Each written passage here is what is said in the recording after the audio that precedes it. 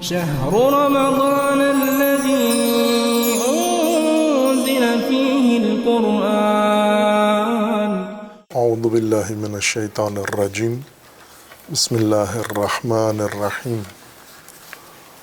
اللہم وفقنا لما تحب وترضى واجعل عاقبۃ امورنا خیرا ولا تکلنا الی انفسنا طرفۃ عین ابدا.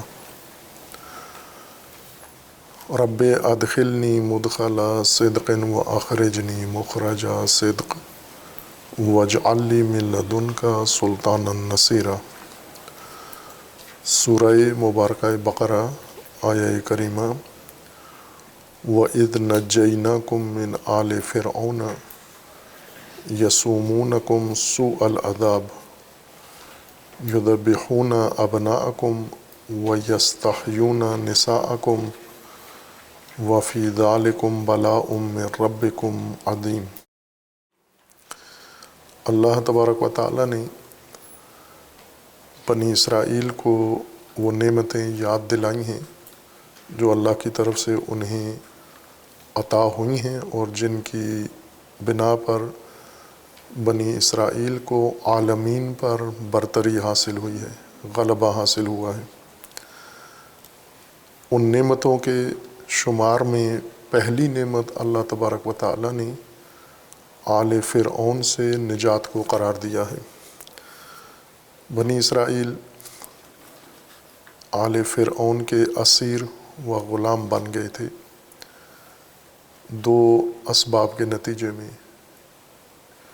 ایک وہ اسباب تھے باعث بنے جو آل فرعون اور فرعونی نظام، فرعونی طرز حکومت اور فرعونی سلطنت و ریاست کا لازمہ و خاصہ ہوتا ہے کہ جہاں بھی فرعونی نظام قائم ہوگا وہ لوگوں کو اپنا غلام اور اسیر و محکوم بنا لیتا ہے، ان کی تحقیر کرتا ہے اور تذلیل کرتا ہے.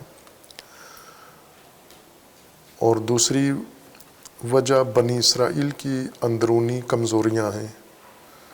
اللہ تبارک و تعالیٰ نے جو انہیں اسباب فراہم کیے، جو وسائل دیے، جو نعمتیں دیں اسیر بننے سے پہلے، جیسے اعلیٰ خاندان عطا کیا، انبیاء کی اولاد اور انبیاء کی تعلیمات جیسی نعمتیں انہیں اللہ نے عطا کیں، لیکن اس کے باوجود ان کے اندر کچھ سماجی اور کچھ اخلاقی کمزوریاں پیدا ہوئیں جن کے نتیجے میں یہ ایک بڑی جمعیت مصر میں ہونے کے باوجود اہل مصر کے اور آل فرعون کے غلام بن گئے اور محکوم بن گئے. قرآن کریم نے ان دونوں خصوصیات کی طرف اشارہ کیا ہے. وہ فرعونی خصوصیات جو بنی اسرائیل کی اسارت، ذلت اور خواری کا باعث بنی، اور وہ بنی اسرائیل کی کمزوریاں جو انہیں ذلیل و خوار کرنے میں مؤثر ثابت ہوئیں. یہ دونوں مرحلے بنی اسرائیل نے دیکھے ہیں. پہلے عزت و احترام کے ساتھ مصر میں گئے ہیں ہجرت کر کے، اپنے رزق و روزی کی تلاش میں، معیشت کی تلاش میں، بھوک، افلاس اور فاقہ سے بچنے کے لیے ایک آباد سلطنت میں جا کر زندگی بسر کرنا شروع کی، اور وہیں پر ان کی نسلیں پیدا ہوئیں اور پھیل گئیں.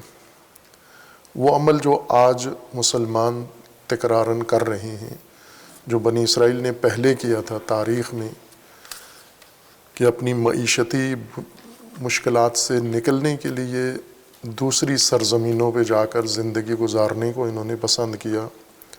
اور آج مسلمان یہ حکمت عملی اپنائے ہوئے ہیں کہ اپنی اولاد اور اپنے خاندان کی معیشت کے لیے، رزق کے لیے، معاش کے لیے دیگر سرزمینوں میں جا کر اپنی اولاد کو لے جا کر اپنے خاندان کو آباد کر رہے ہیں، اور وہیں پر ان کی نسلیں پھیل رہی ہیں. اور تدریجاً ان کے ساتھ وہی کام ہو رہا ہے جو آل فرعون نے مصر کے ساتھ کیا. یعنی محکومی و غلامی، قتل ابنا و استحیاء نساء، ان کے بچوں کا قتل اور ان کی عورتوں کو زندہ رکھنا اخلاقی مفاسد کے لیے یا سماجی برائیوں کے لیے عورتوں کو زندہ رکھنا اور استعمال کرنا۔ اس لیے یہ باب قرآن کا آج کے مسلمانوں کے لیے خصوصاً بہت اہم ہے، ایک طرح سے مطابقت ہے اس کی آج کے مسلمانوں کی بنی اسرائیل کی تاریخ کے ساتھ۔ آل فرعون کے حکومت میں بنی اسرائیل کا جانا پہلے فخریہ انداز میں عزت و احترام کے ساتھ، اور پھر وہاں جا کر آباد ہونا اور نسلیں اپنی بڑھانا، اور پھر آل فرعون کے خصائل سے غفلت برتنا اور اپنی کمزوریوں کو ظاہر کرنا، یہ باعث بنا کہ جہاں رزق و روزی کے لیے گئے تھے، آسائش و رفاہ کے لیے گئے تھے، خوشحال اور آسودہ زندگی کے لیے گئے تھے، اب وہاں پر اسیر و غلام اور محکوم ہیں۔ یہ فرعونی رویہ ہے مہاجروں کے ساتھ، جو فقر و فاقہ کی وجہ سے امیر اور ثروت مند سرزمینوں کو انتخاب کرتے ہیں۔ ان کا انجام قرآن بتا رہا ہے کہ اگر ان کے اندر کمزوریاں ہوں، ظاہر ہے یہ دوسری سرزمین پر جا کر، ثروت مند سرزمین پر جانا، اپنی پسماندہ سرزمین کو آباد نہ کرنا، یہ آخر کار غلامی پر ہی جا کر منتج ہوتا ہے یہ نقطہ۔ اور بنی اسرائیل کے ساتھ یہ کچھ ہوا، اور پھر جب انہوں نے ایک طولانی ذلیلانہ زندگی بسر کی مصر کے اندر آل فرعون کے ظلم و ستم کے تحت، اللہ تبارک و تعالیٰ نے ان کی نجات کے لیے اہتمام کیا، اور ان کی نجات ان کے اندر سے ہی ایک نو مولود سے شروع کی، ایک رہبر جو پیدائش سے ہی اللہ تبارک و تعالیٰ نے انتخاب کیا اسے، اور اسے بنی اسرائیل کی نجات کے لیے تیار کیا، مختلف مرحلوں سے مرحلہ وار اس کی تربیت کی۔ پہلا مرحلہ بنی اسرائیل کی اسارت کا ہے، ہجرت کے بعد وہاں جا کر مقیم ہوئے، اور ایک طولانی زمانے میں ان کی نسلیں پھیلی وہاں پر، اور پھر اس کے بعد ذلت آمیز زندگی شروع ہوئی جو صدیوں پر محیط ہے، اور اس وقت تک ان کی ایک اچھی خاصی آبادی بن چکی تھی، لاکھوں کی تعداد میں بنی اسرائیل مصر میں جا کر آباد ہوئے، اور وہ زندگی ان کے لیے ناقابل برداشت ہوئی۔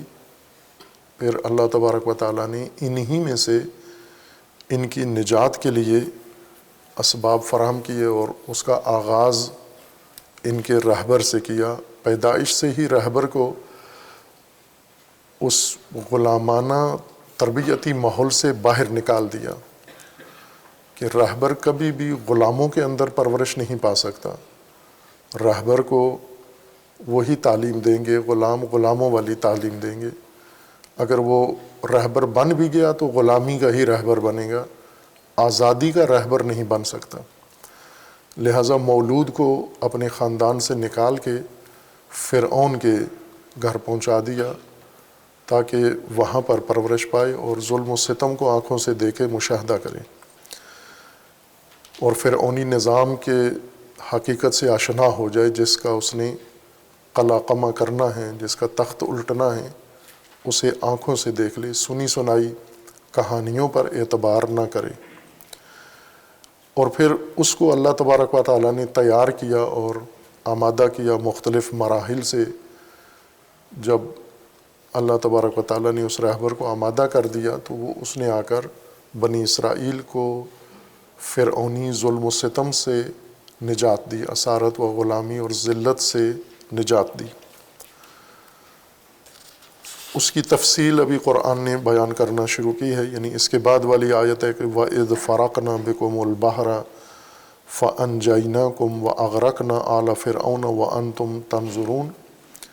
اب عملاً ان کی آزادی کے لیے جو تحریک حضرت موسیٰ نے شروع کی وہ اپنے کامیابی کے مراحل تک جا پہنچی، اور اس میں اب غرق فرعون کا مرحلہ آ پہنچا۔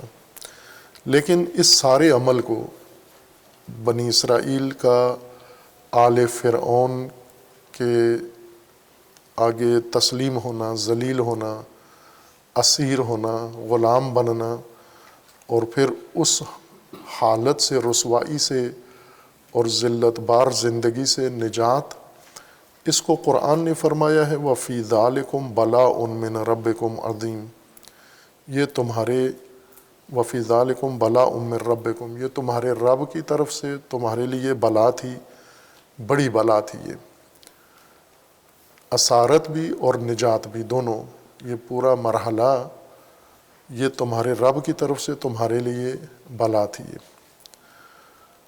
اور یہ قرآن مجید کا بنیادی ضابطہ ہے، بلا و ابتلا، جیسے اس ماجرا میں بھی قرآن کریم نے ذکر کیا ہے، اور اس کے بعد اب کثرت سے مختلف آیات میں یہ مضمون تکرار ہوتا رہے گا، مختلف پیرائے میں اور مختلف سیاق میں۔ بلا اردو میں یہ لفظ استعمال ہوتا ہے، لیکن اپنے اصلی معنی میں استعمال نہیں ہوتا، بلکہ اپنے دوسرے معنی میں، تحریف شدہ معنی میں استعمال ہوتا ہے۔ عموماً اردو میں یا اردو سے متعلقہ دیگر زبانوں میں، پنجابی اور غیر پنجابی میں بلا کا لفظ کثرت سے استعمال ہوتا ہے، اور اس سے مراد مصیبت لی جاتی ہے، بڑی مصیبت، کوئی دکھ، تکلیف یا آفت، ایسی آفت جو انسان کی زندگی کو درہم برہم کر دے، اس کو عموماً بلا کہا جاتا ہے۔ لیکن یہ نہیں ہے بلا کا، یہ لفظی معنی نہیں ہے، چونکہ بلا اردو لفظ نہیں ہے، اردو لغت نہیں ہے، بلکہ عربی لغت ہے، اور عربی سے ہی یہ لفظ منتقل ہوا ہے اردو کے اندر۔ فارسی کا لفظ بھی نہیں ہے یہ بلا، ہندی لفظ بھی نہیں ہے، خالص عربی لفظ ہے۔ اور جو الفاظ کسی زبان سے دوسری زبان میں منتقل ہوتے ہیں تو عموماً اپنے حقیقی اصلی سابقہ زبان کے معانی میں ہی استعمال ہوتے ہیں دوسری زبان کے اندر، لیکن بعض اوقات وہ الفاظ اپنے معانی تبدیل کر دیتے ہیں، یا انہیں ان معانی میں استعمال نہیں کیا جاتا جن کے لیے یہ لفظ مقرر ہوئے ہیں، انہیں کسی دوسرے معنی میں استعمال کیا جاتا ہے۔ جیسے بلا اردو میں ایسا ہی ہوا ہے، اصل کسی اور معنی کے لیے مقرر ہوا تھا عربی میں، لیکن اردو میں آ کر کسی اور معنی میں استعمال ہوتا ہے۔ اہل لغت نے اس کے دو مادہ ذکر کیے ہیں، اگرچہ دو نہیں ہیں، لیکن چونکہ اس طرح کے اقوال عرب لغت میں موجود ہیں، اس وجہ سے اہل لغت نے دونوں ذکر کر دیے ہیں کہ آیا یہ لفظ بالاوا سے، بلو سے مشتق ہے، بنا ہے، بے لام واو سے بنا ہے، یا بالایا سے بنا ہے، بے لام یا سے بنا ہے، یہ سے بنا ہے۔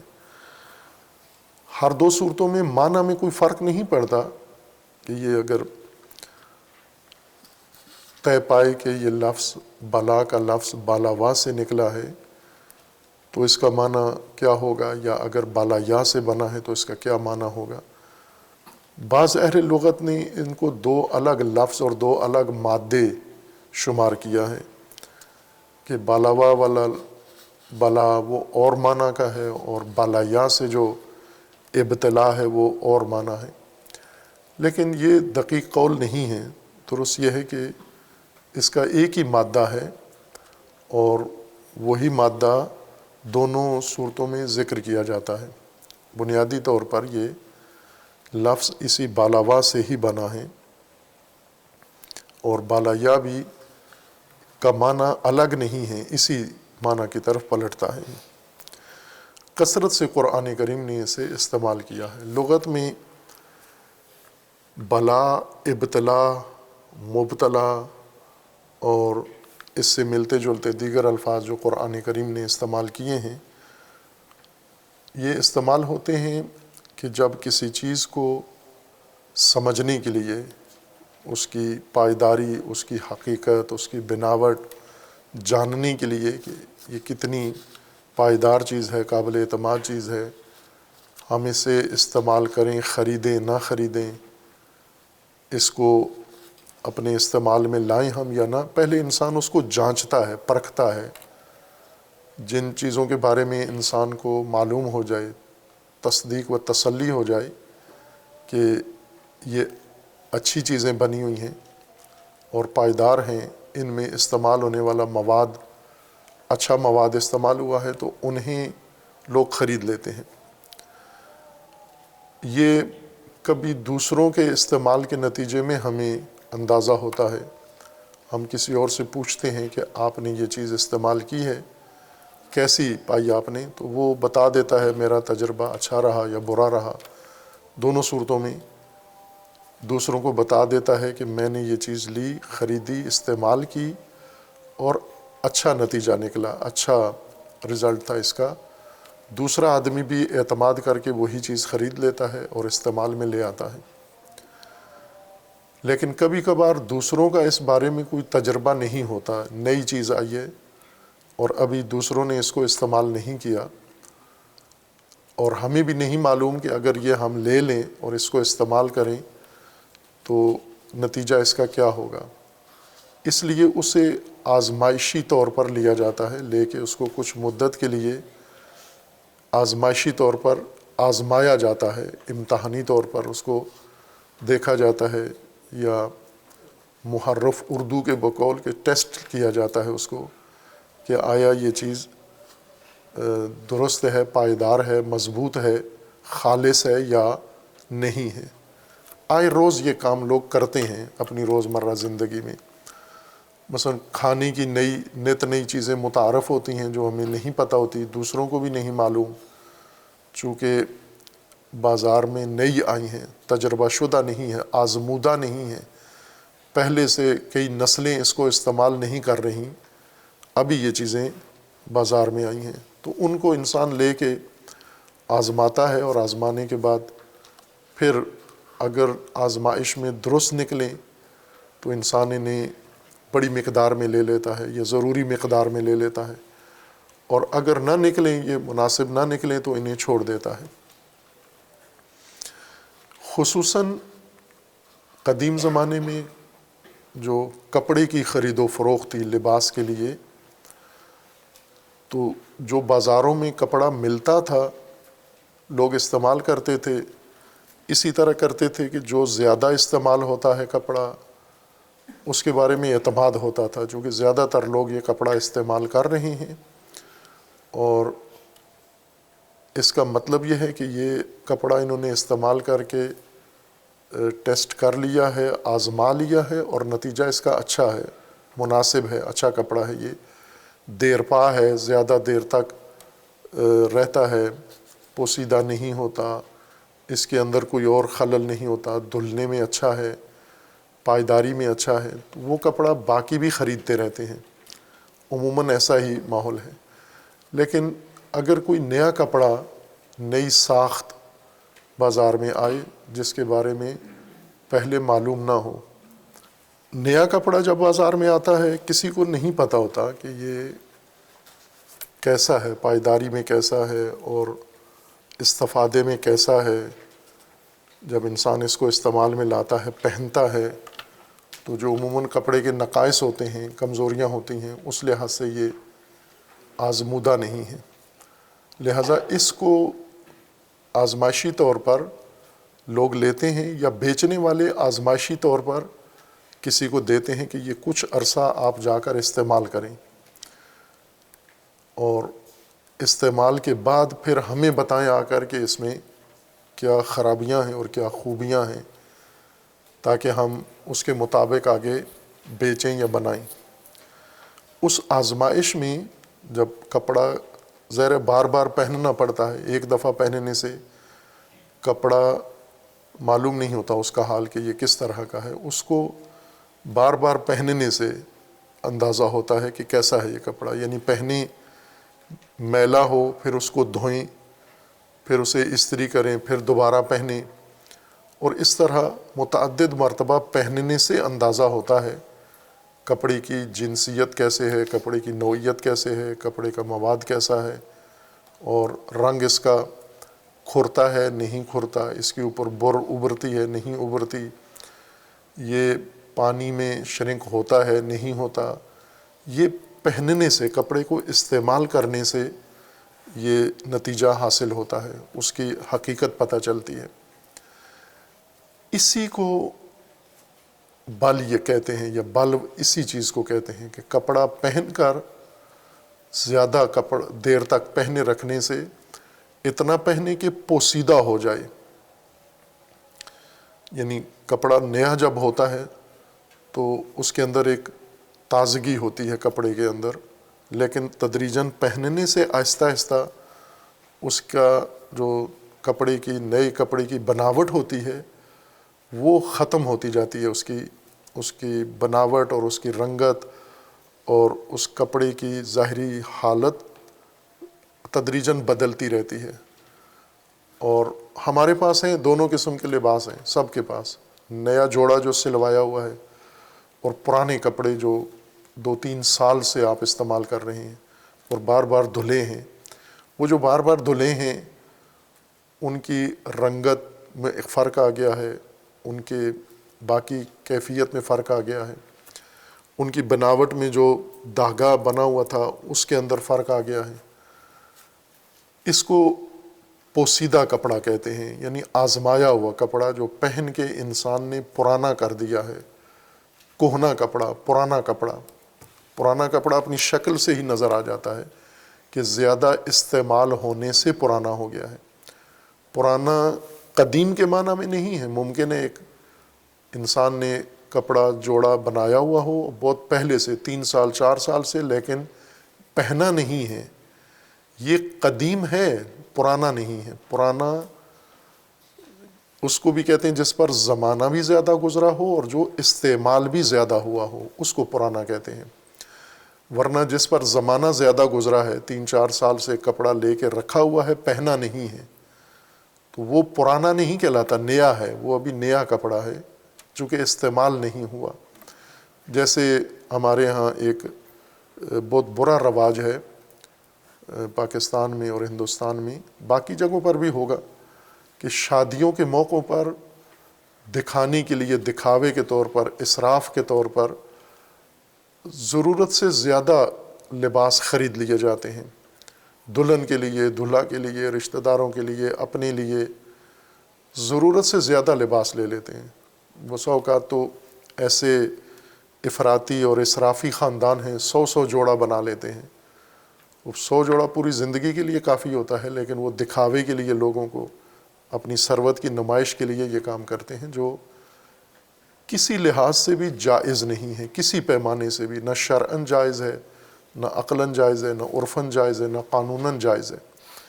لیکن یہ مسلمانوں میں، غیر مسلمانوں میں، شیعہ سنی میں، مومن متدین، سب کے اندر یہ رواج ہے.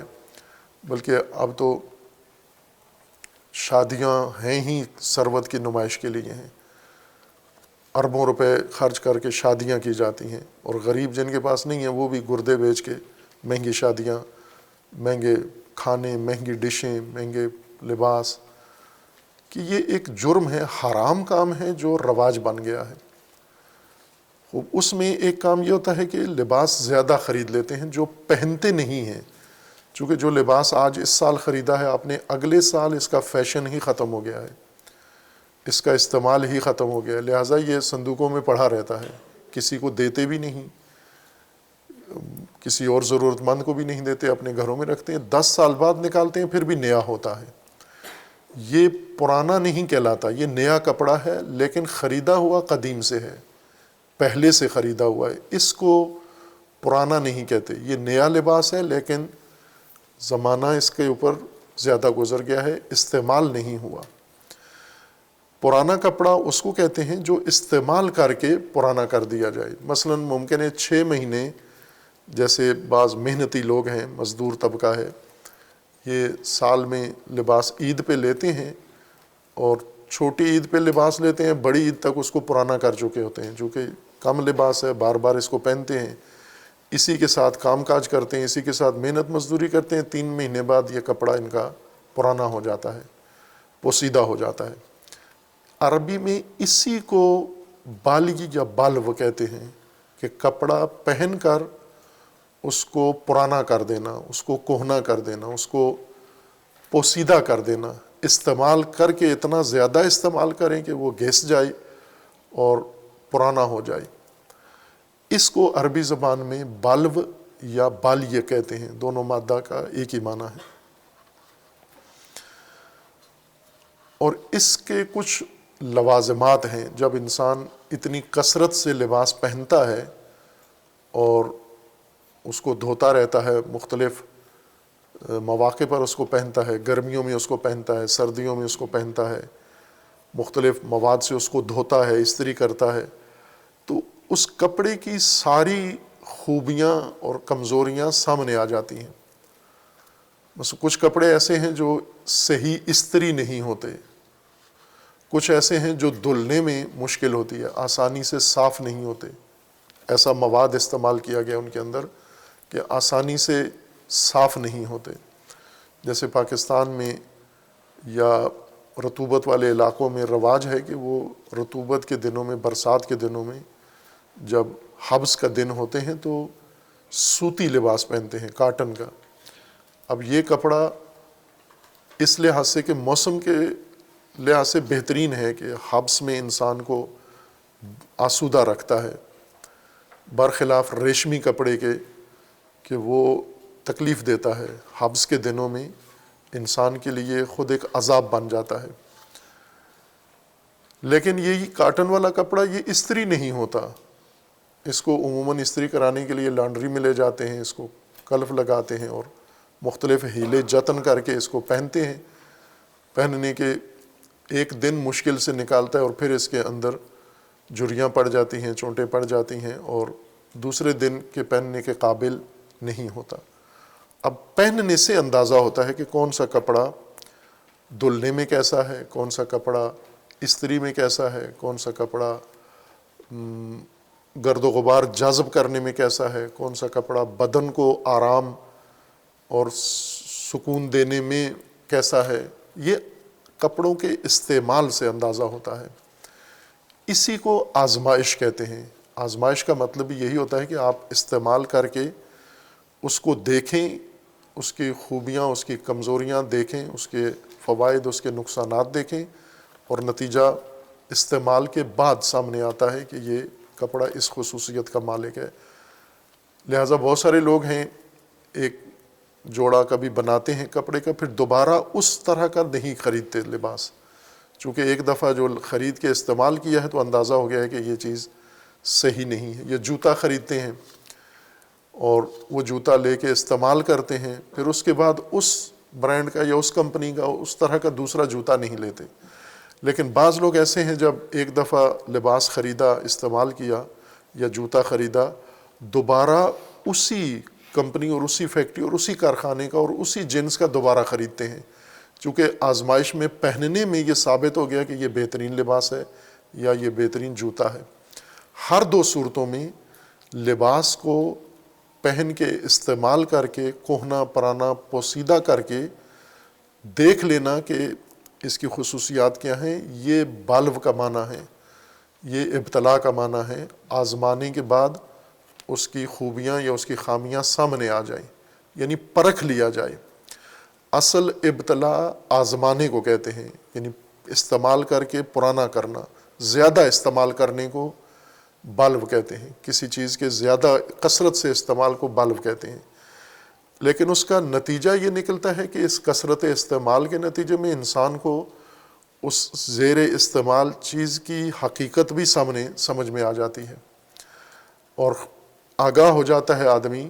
یہ آگاہی اور جانچ یہ لازمہ ہے استعمال کا، اور اس کے بعد آدمی پھر آگے پھر فیصلہ کرتا ہے کہ میں نے اب آگے دوبارہ یہ کام تکرار کرنا ہے یا نہیں کرنا۔ یہ لباس کے لیے عرب زیادہ استعمال کرتے تھے، چونکہ لباس وہ خود بناتے تھے، اونٹوں کی اون سے، اونٹوں کے بالوں سے دھاگے بناتے تھے، پھر انہی سے کپڑا بناتے تھے خود ہی اپنے گھروں میں کھڑیوں پر، یا بھیڑ بکریوں کے بال سے وہ کپڑے بناتے تھے اور انہیں استعمال کرتے تھے، اور اسی استعمال سے انہیں پتہ چلتا تھا کہ کون سا کپڑا، کس کھڈی کا کپڑا اور کس جانور کی اون کا کپڑا بہتر ہے اپنے موسمی حالات کے مطابق، یا گرمی میں یا سردی میں، اور وہ آزمائش باعث بنتی تھی کہ دوسروں کو بھی آگاہی ہو جاتی تھی، یعنی خبر مل جاتی تھی، جانچ ہو جاتی تھی، کپڑے کی آزمائش ہو جاتی تھی، اور پھر اس کپڑے کے بارے میں فیصلہ کرنا آسان ہوتا تھا۔ لیکن یہ استعمال کر کے کسی چیز کو جانچنا مختص نہیں ہے کپڑے کے ساتھ، باقی چیزیں بھی ایسے ہیں، گھریلو چیزیں ساری یا ذاتی چیزیں جنہیں انسان لیتا ہے، انہیں ایک دفعہ استعمال کرتا ہے، استعمال کر کے ان کو جانچ لیتا ہے، آزمائش ہو جاتی ہے، اور اس کو آزما کے استعمال کر کے پھر دوبارہ لیتے ہوئے اس سابقہ استعمال کے نتیجے کو مد نظر رکھ کر انسان اگلا کام کرتا ہے۔ یہ باقی چیزوں کے اندر بھی یہی معمول ہے، یہی رویہ قدیم میں بھی تھا، آج بھی ہے۔ یعنی قدیم میں جب کھڈیوں پہ کپڑے بنتے تھے ہاتھوں سے تو بھی یہی طریقہ تھا، اور آج جب فیکٹریوں میں بنتے ہیں تو بھی کپڑوں کو آزمانے کا یہی طریقہ ہے کہ ایک دفعہ پہن کے آزما لیں آپ اس کو۔ یا دیگر اشیاء جو زندگی میں گھریلو اسباب ہیں، وسائل زندگی ہیں، یا آپ کے وسائل نقلیہ ہیں، حمل و نقل کے گاڑیاں ہیں، موٹر سائیکلیں ہیں، ان کے بارے میں بھی ایسا ہی ہے کہ کچھ لوگ ایک گاڑی خریدتے ہیں، اس کو لے کے استعمال کرتے ہیں، اور جو ان کے معیارات ہیں ان کے مطابق وہ گاڑی اچھی نکلتی ہے، یہ دوسروں کو بھی بتاتے ہیں، دوسرے بھی یہی گاڑی لے لیتے ہیں۔ کچھ گاڑیاں ایسی ہیں جو لوگ خریدتے ہیں، خرید کے استعمال کرتے ہیں، اور اس استعمال سے اندازہ ہوتا ہے کہ یہ گاڑی ہمارے لیے مناسب نہیں ہے، پٹرول زیادہ کھاتی ہے، اسپیئر پارٹس زیادہ اس کے ضائع ہوتے ہیں، یا زیادہ سپیڈ میں نہیں جاتی، یا زیادہ اس کے خرچے زیادہ ہوتے ہیں۔ خوب اس طرح کی آزمائشیں استعمال سے انسان کو ہوتی ہیں، اور ان کے نتائج اپنے لیے بھی اور دوسروں کے لیے ایک بنیاد بن جاتے ہیں۔ لہٰذا یہ ابتلاء کا عمل، یعنی استعمال کر کے لوگ چیزوں کو اور ان کی جانچ کرنا، پرکھنا، یہ عام طریقہ ہے۔ اور یہی اشیاء کے ساتھ بھی ہے، مختلف چیزیں، مختلف دھاتوں سے بنی ہوئی چیزیں، لکڑی سے بنی ہوئی چیزیں، مٹی سے بنی ہوئی چیزیں، اور یہی جانوروں کے بارے میں بھی ہے۔ مثلا جانوروں کو بھی انسان لیتا ہے، گھوڑا لے کے اس کو سوار ہوتا ہے، اس پر سامان لاتا ہے، اس پر اونٹ کو لیتا ہے، دودھ والے جانوروں کا دودھ نکالتا ہے، تو اس آزمائش سے، استعمال سے جانوروں کی حقیقت سامنے آ جاتی ہے کہ اصلی نسلی جانور ہے یا ایسا نہیں ہے۔ اور یہی کام انسانوں کے بارے میں بھی ہے کہ انسانوں کے بارے میں بھی ہمیں نہیں معلوم کہ یہ معاشرے میں رہنے والے مختلف لوگ کیسے ہیں۔ زبانی تو بہت کچھ کہتے ہیں اپنے بارے میں، لیکن ان کی زبان کے پیچھے حقیقت کیا ہے؟ کیا یہ قابل بھروسہ لوگ ہیں، قابل اعتماد ہیں، نہیں ہیں؟ اس کے لیے انسانوں کو کافی انسانوں کے ساتھ رہنا پڑتا ہے، زندگی گزارنی پڑتی ہے، ان کے ساتھ تعلق رکھنا پڑتا ہے، اور مختلف مواقع پر ان انسانوں کو آزمایا جاتا ہے۔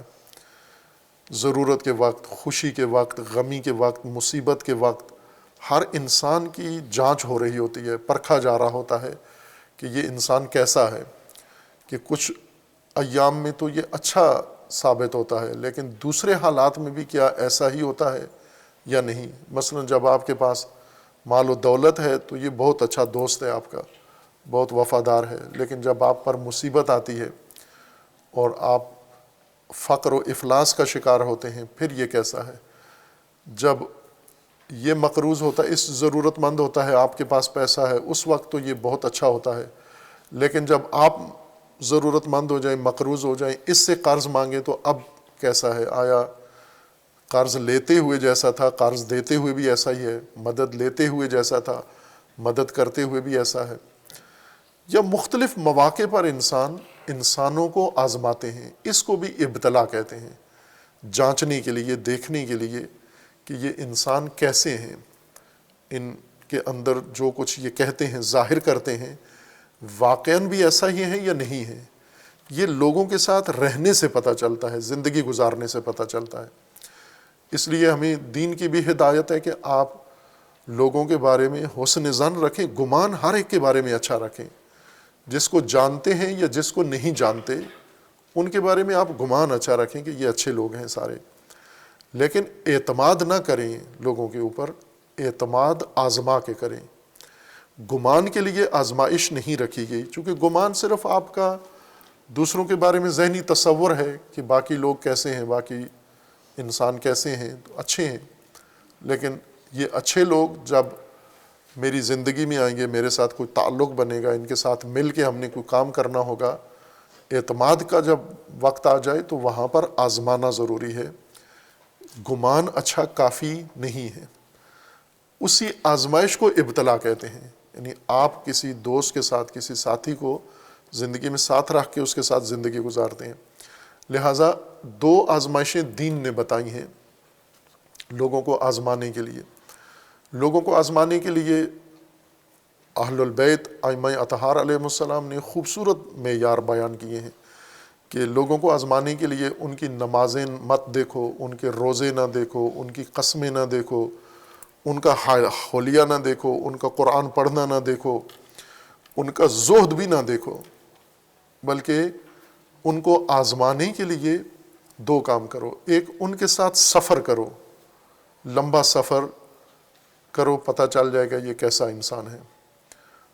اور دوسرا، ان کے ساتھ معاملہ کرو، کوئی خرید و فروخت، لین دین کرو ان کے ساتھ، ان کو کچھ بیچو یا ان سے کچھ خریدو، وہاں پتہ چلے گا یہ کیسا انسان، یہ نمازی، یہ صلاتی، یہ صومی، یہ کیسا انسان ہے، آیا قابل اعتماد ہے یا نہیں ہے۔ سفر میں اور معاملے میں ان کے ساتھ کوئی لین دین کرو، پتہ چلے گا آپ کو۔ اور عموماً ایسے ہوتا ہے کہ بہت سارے لوگ جو بظاہر بہت اچھے ہوتے ہیں، بات چیت میں بڑے اچھے ہیں، اعمال و عبادات میں بہت اچھے ہیں، اور ظاہراً اخلاقیات ان کی بہت اچھی ہیں، لیکن معاملات میں بالکل ناکارہ ہیں، معاملات میں نہیں ہیں، صاف لوگ نہیں ہیں۔ اسی طرح سفر میں جائیں تو وہاں پتہ چل جاتا ہے کہ یہ کیسے ہیں، چونکہ سفر میں بھی انسان گھر سے باہر ہوتا ہے، اور گھر سے باہر سفر میں سارے معاملات انسانوں کو جو ساتھ ہوتے ہیں انہیں خود انجام دینا پڑتے ہیں۔ پھر سفر میں ساری گھر میں بیٹھے ہوئے انسان کو ہم نہیں سمجھ سکتے، سفر میں انسان کو جلدی قریب سے دیکھنے کا موقع ملتا ہے، اس کی خلوت، اس کی جلوت، اس کا نظم، اس کا انضباط، اس کی گفتگو، اس کی بے ساختہ باتیں اور اس کی ساختگی باتیں، یہ ساری سفر میں سامنے آ جاتی ہیں۔ یہ دو آزمائشیں کریں تو یہ ابتلا اسی کو کہتے ہیں، آزما کے کسی کو اس کے بارے میں جانچنا، خبر لینا، اس کی پرکھ کرنا کہ کیسا ہے یہ آدمی۔ اور ابتلا صرف آگاہی کے لیے نہیں ہے، آزمائش جانچنے کے لیے نہیں ہے، بلکہ آزمائش اس سے زیادہ بنیادی مقصد کے لیے بھی استعمال ہوتی ہے کہ جب تعلیم و تربیت کا مرحلہ ہوتا ہے اولاد کے لیے یا نئی نسل کے لیے، تعلیمی اداروں میں، تربیتی اداروں میں، یا جن کا تعلق تعلیم و تربیت جیسا ہے، مثلا جیسے عسکری ادارے ہیں کہ وہ تعلیم و تربیت دیتے ہیں لیکن عسکری نوعیت کی دیتے ہیں۔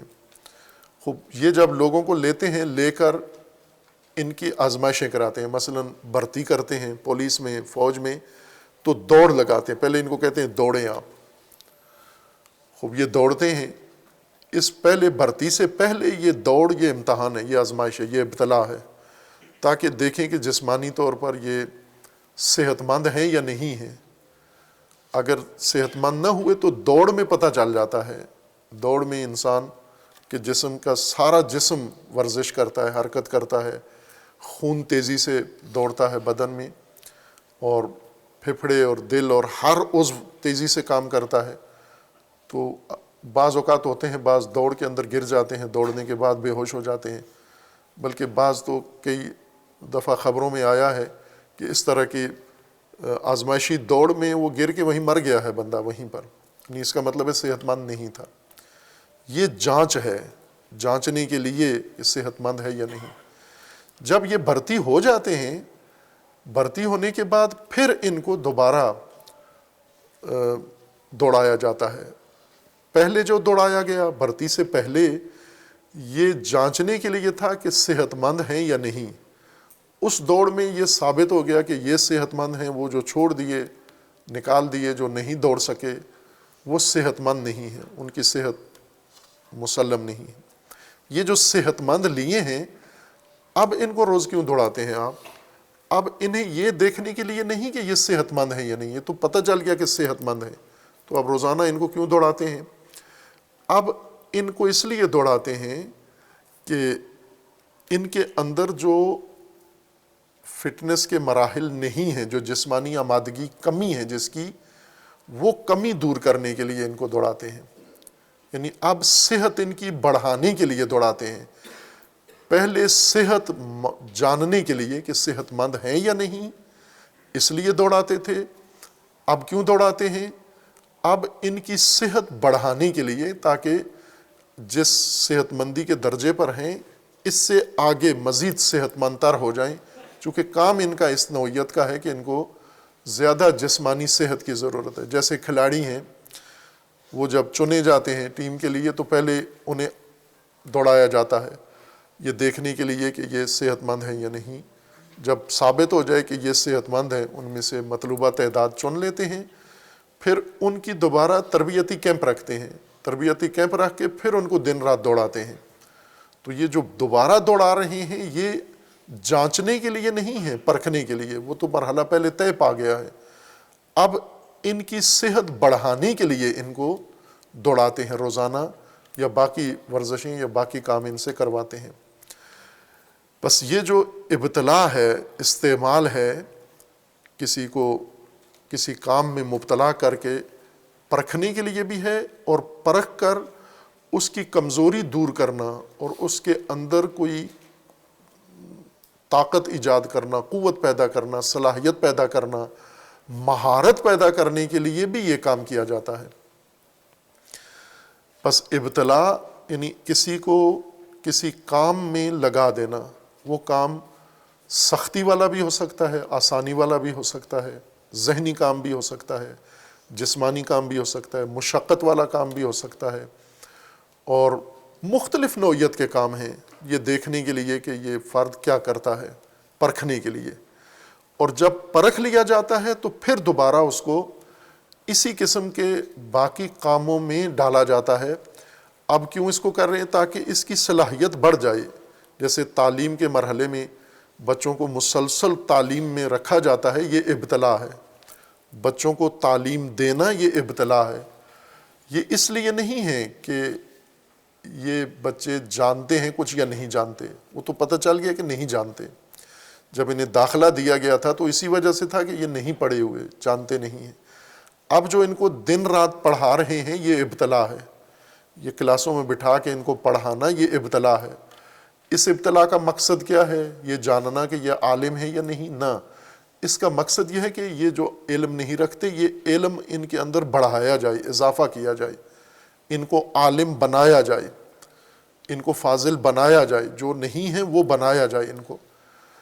اسی طرح جو تعلیم کے اختتام پر امتحان ہوتا ہے، قرآن کریم نے 3 لفظ استعمال کیے ہیں ایک طرح کے عمل کے لیے۔ ایک ابتلا، بلا جس کو یہاں ذکر کیا ہے، دوسرا امتحان، اور تیسرا ہے افتنان، فتنہ، امتحان اور بلا۔ یہ تینوں ایک ہی طرح کے عمل کے لیے استعمال کیے گئے ہیں، معنی الگ الگ ہے تینوں کا، لیکن ان کا مصداق عمل ایک ہی ہے۔ یعنی ایک عمل کے ذریعے امتحان بھی ہوتا ہے، اسی عمل کے ذریعے افتنان بھی ہوتا ہے، اسی عمل کے ذریعے ابتلا بھی ہوتی ہے انسان کی۔ بس ابتلا آزمائش ہے 2 مقصد کے لیے، یا آزمائش ہے اس شے کو پرکھنے کے لیے، جاننے کے لیے اس کی خصوصیات، خامیاں اور خوبیاں، یا اس کے اندر خوبیاں بڑھانے کے لیے اور خامیاں ختم کرنے کے لیے ابتلا ہے، یعنی کسی انسان کو عمل میں ڈالا جاتا ہے، استعمال میں لایا جاتا ہے تاکہ اس کی خوبیاں بڑھ جائیں اور اس کی خامیاں کم ہو جائیں۔ اللہ تبارک و تعالیٰ دونوں کام خدا نے کیے ہیں، ابتلا کیا ہے، لوگوں کو مبتلا کیا ہے، آزمائشوں میں ڈالا ہے اللہ نے۔ یہ آزمائشیں اس لیے نہیں کہ تکلیف دی جائے انسانوں کو، مصیبت میں ڈالا جائے، جیسے انسانوں کو تکلیفیں دیتے ہیں اور نقصان پہنچاتے ہیں، پھر ان کے درد اور رنج سے خوش ہوتے ہیں، جیسے ابھی مثلا فلسطینیوں پر ظلم ہو رہا ہے اور ظالمین خوش ہو رہے ہیں کہ ہم اتنا عذاب دے رہے ہیں مسلمانوں کو یا فلسطینیوں کو تنگ کر رہے ہیں۔ یہ بیماری ہے کہ اگر کسی دوسرے انسان کو ستایا جائے اور تکلیف دی جائے اور اسے پریشان کیا جائے اور اسے دکھ دیا جائے اور اس کے دکھ سے خود لطف اٹھایا جائے، یہ بیماری ہے۔ یہ بیمار انسان ہے، یہ معاشرہ بیمار ہے، یہ طبقہ سارا بیمار ہے، یہ ظالمین ہیں یہ لوگ۔ لیکن بعض اوقات انسانوں کو تکلیف دینے کے لیے کسی مشکل میں ڈال دیتے ہیں۔ اللہ تبارک و تعالیٰ کے قانون میں یہ نہیں ہے، کسی انسان کو اللہ نے محض تکلیف دینے کے لیے، محض اس کو ستانے کے لیے، اس کو پریشان کرنے کے لیے، اس کو دباؤ میں رکھنے کے لیے، سزا کے لیے خدا نے کوئی عمل دنیا کا نہیں مقرر کیا، اور نہ ہی اخروی عذاب اس مقصد کے لیے ہے کہ فقط تکلیف دی جائے۔ چونکہ تکلیف جب دی جاتی ہے کسی کو تو دوسروں کی تکلیف سے تکلیف دینے والے کو ایک چین ملتا ہے، اور یہ کمزوری ہے تکلیف دینے والے کی کہ دوسروں کے دکھ سے سکون محسوس کرتا ہے۔ اللہ تبارک و تعالیٰ کی ذات منزہ ہے اس سے کہ بندوں کی تکلیف سے اللہ کو چین محسوس ہوتا ہو، سکھ محسوس ہوتا ہو، اللہ کو سکون محسوس ہوتا ہو کہ میں اپنے نافرمان بندوں کو سزا دے رہا ہوں، اس سے اللہ کو ایک تسلی حاصل ہو رہی ہے۔ یہ نقص ہے، اللہ تبارک و تعالیٰ کی ذات کے شایع نشان یہ نہیں ہے۔ نہ عذاب اخروی خدا اس کام کے لیے دیتا ہے، اور نہ ہی دنیا کی آزمائشیں اس کام کے لیے ہیں۔ بس اللہ کی طرف سے جو امتحان ہیں یا ابتلا ہیں یا افتنان ہیں، وہ انسانوں کو دکھ تکلیف دینے کے لیے نہیں ہے، یہ مسلمات میں سے ہے، یہ قرآن کریم کے دین کے مسلمات میں سے ہے، اور عقل اس پر یقین کی حد تک اس پر دلیل و برہان قائم کرتی ہے کہ یہ چیز خدا کے شایع نشان نہیں ہے۔ انسان کرتے ہیں، البتہ ہم عموماً دوسروں کو تکلیف دیتے ہیں، ستاتے ہیں، پریشان کرتے ہیں تاکہ ہمیں تھوڑا سا چین ملے، اور یہ بیماری ہے۔ دوسرے کو تکلیف پہنچا کے چین محسوس کرنا یہ بیماری ہے، اخلاقی بیماری ہے، ذہنی بیماری ہے، نفسیاتی بیماری ہے، اور بہت بری بیماری ہے یہ۔ اس بیماری سے نجات حاصل کریں، چونکہ ہم سب مبتلا ہیں اس میں۔ جس ماحول پرورش پائی ہے ہم نے، وہاں یہی ہے، یہ بہترین کام ہمیں بتایا گیا ہے کہ آپ اپنے مخالفین کو یا دوسروں کو آپ جتنا ستا سکتے ہیں ستائیں، تاکہ آپ کو سکون محسوس ہو۔ ہمارے ماں باپ ایسے ہی ہیں، ماں باپ کو دیکھا ہے اپنے رشتہ داروں کو دل دکھاتے ہیں، پھر ماں باپ کو بہت سکون ملتا ہے، بچے ان کی آغوش میں پرورش پاتے ہیں۔ اسی طرح کے بیمار بچے پیدا ہو جاتے ہیں، بچے بھی بچوں کو تکلیف دیتے ہیں تاکہ سکون محسوس کریں۔ یہ بیماریاں ہیں، سماجی بیماری ہے، اخلاقی بیماری ہے، نفسیاتی بیماری ہے۔ پھر اللہ کیوں آزماتا ہے؟ اللہ تبارک و تعالیٰ بندوں کو تکلیف دکھ کے لیے نہیں بلکہ دو کاموں کے لیے آزماتا ہے۔ ایک یہ ہے کہ بندوں کی صورتحال خود بندوں کو پتہ چل جائے، چونکہ انسانی سماج ہے، انسانی معاشرہ ہے، انسانی معاشرے میں بندے سارے بالکل شفاف نہیں ہیں، اس لیے کہ لوگوں نے اپنے اوپر کئی تہیں، کئی نقاب چڑھا رکھے ہیں۔ کئی لوگ ایسے ہیں ایمان کے لبادے میں فاسق و فاجر لوگ بنے ہوئے بیٹھے ہوئے ہیں، کئی ایسے مخلص ہیں اخلاص کے پردے کے نیچے انتہائی ہوس باز ہیں۔ یہ پردے انسانوں نے اختیار کیے ہوئے ہیں، یہ انسانی مہارت ہے ایک کہ اپنی حقیقت کے اوپر کوئی پردہ اچھا سا چڑھا لیتا ہے۔ جس طرح قرآن کریم کے سابقہ آیات سورہ بقرہ کی گزری ہیں کہ کچھ لوگ ایسے ہیں وَمِنَ النَّاسِ مَن يَقُولُ آمَنَّا بِاللَّهِ وَبِالْيَوْمِ الْآخِرِ۔ اللہ تبارک و تعالیٰ کا ان کو جواب یہ ہے کہ یہ جو آ کر کہتے ہیں ہم مومن ہیں، وَمَا هُمْ بِمُؤْمِنِينَ، یہ مومن نہیں ہیں۔ تو پھر کیونکہ مومن نہیں ہے اور کیوں کہتے ہیں ہم مومن ہیں؟ یخادعون اللہ والذین آمنوا، یہ اللہ کو اور مومنوں کو دھوکہ دینے کے لیے یہ کہتے ہیں کہ ہم مومن ہیں۔ یعنی مومن غیر مومن کا مومن بن کر لوگوں میں آ کر یہ کہنا کہ میں مومن ہوں، یہ دھوکہ باز ہے۔ یعنی اصل میں مومن نہیں ہے، مومن کے طور پر اپنا تعارف کرواتا ہے۔ لوگ بھی اس کی بات میں آ جاتے ہیں، اسے مومن سمجھ لیتے ہیں۔ اللہ تبارک و تعالیٰ نے فرمایا نہ، اس قسم کے لوگوں کی نقاب کشائی ضروری ہے۔ ان کے چہروں سے جو مومن نہیں ہے اور مومن بنے ہوئے ہیں، نقاب اتارنا ایمان کا ضروری ہے، تاکہ ان کے اندر چھپا ہوا منافق یا ان کے اندر چھپا ہوا کافر یا فاسق وہ سامنے آ جائے، سب کو پتہ چل جائے۔ خوب کیسے پتہ چلے؟ یہ جو نقاب میں زندگیاں گزار رہے ہیں، اس کے لیے اللہ آزماتا ہے، مختلف آزمائشیں ہوتی ہیں، مختلف حوادث پیش آتے ہیں، تلخ، خوشگوار و ناگوار، دونوں قسم کے حوادث اللہ تبارک و تعالیٰ انسانوں کی زندگیوں میں پیدا کرتا ہے، طبعی طور پر اور سماجی طور پر، تاکہ یہ طبقہ الگ الگ ہو جائے۔ یہ ایک مقصد ہے ابتلا کا، چونکہ انسانی سماج میں انسانوں کا انسانوں سے رابطہ ہے، انسان انسان کو دھوکہ دیتا ہے اور زیادہ دھوکہ دیتا ہے۔ یعنی یہ قرآن نے فرمایا ہے کہ قیامت کا دن ایسا ہوگا یوم الفرار، جس میں سارے لوگ سب لوگوں سے بھاگ رہے ہوں گے۔ بیوی شوہر سے بھاگ رہی ہوگی، شوہر بیوی سے بھاگ رہا ہوگا، بیٹا باپ سے بھاگ رہا ہوگا، باپ بیٹے سے بھاگ رہا ہوگا۔ دنیا میں تو یہ ایک ساتھ تھے، جڑے ہوئے تھے، اب بھاگتے کیوں ہیں ایک دوسرے سے؟ اس لیے کہ یہ دھوکے باز تھے، انہوں نے اپنے اوپر نقاب چڑھایا ہوا تھا، ایک دوسرے کے لیے خوش نما شخصیت بنائی ہوئی تھی، قابل احترام۔ اب ان کی باطنی شخصیت کھل کے سامنے آئی ہے اور وہ وحشتناک ہے، قابل نفرت ہے وہ شخصیت۔ اور وہ قریبی کو بھائی کی شخصیت پسند نہیں ہے، باپ کو بیٹے کی اور بیٹے کو باپ کی شخصیت پسند نہیں ہے، اس لیے یہ بھاگیں گے ایک دوسرے سے۔ لیکن دنیا میں یہ پردے پڑے ہوئے ہیں، یہ تو آخرت میں پردے ہٹیں گے اور انسان انسانوں کو اصلی روپ میں دیکھیں گے۔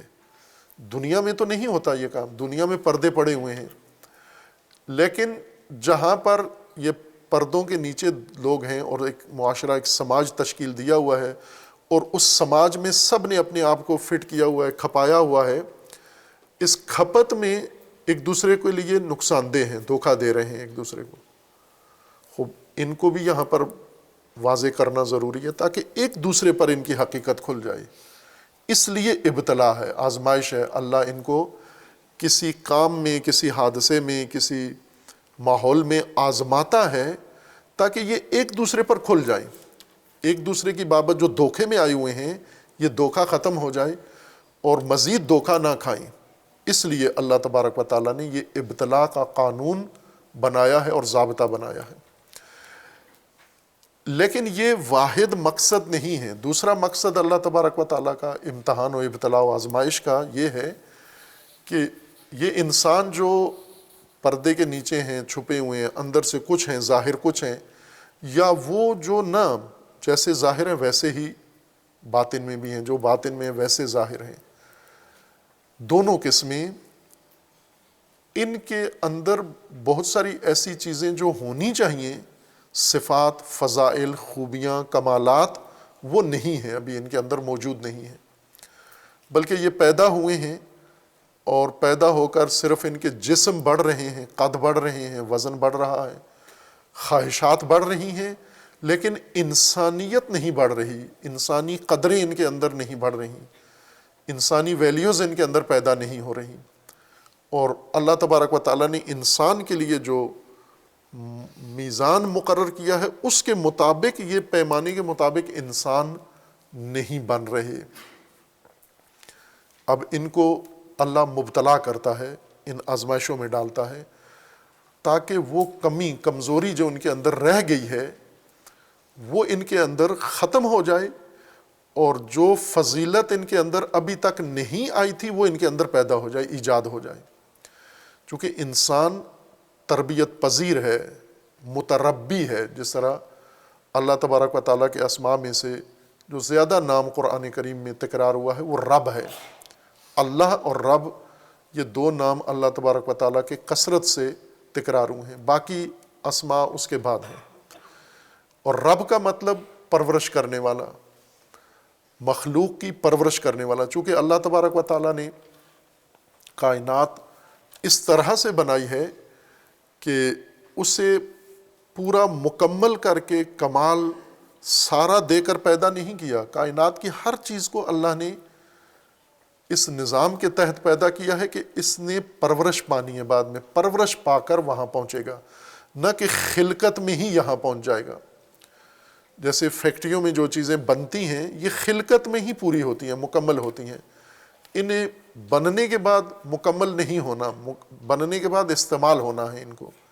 لیکن کھیتوں میں جو چیزیں بنتی ہیں، کارخانوں میں جو بنتی ہیں، وہ بنتے ہی مکمل ہو جاتی ہیں، مزید ان کی پرورش نہیں ہوتی. لیکن کھیتوں میں جتنی چیزیں اگتی ہیں یہ اگتے ہی مکمل نہیں ہوتی، انہیں اگنے کے بعد پرورش پانی ہے، انہیں پروان چڑھنا ہے، ان کو رشد کرنی ہے، نمو کرنی ہے. کارخانے کی بنی ہوئی چیزوں میں نشو و نما نہیں ہے، صرف تخلیق ہے، بناوٹ ہے، صناعت ہے. لیکن کھیتوں میں، زمین میں اگنے والی چیزوں میں نمو ہے، نشو و نما ہے. انسان کس قسم کی مخلوق ہے؟ آیا کھیتوں میں اگنے والے پودوں کی طرح ہے یا کارخانے میں بننے والی مصنوعات کی طرح ہے؟ انسان کھیتوں میں اگنے والے پودے کی طرح ہے. یعنی انسان جب پیدا ہوتا ہے تو اسی پیدائش میں تخلیق میں مکمل نہیں ہوتا، پرورش سے مکمل ہوتا ہے.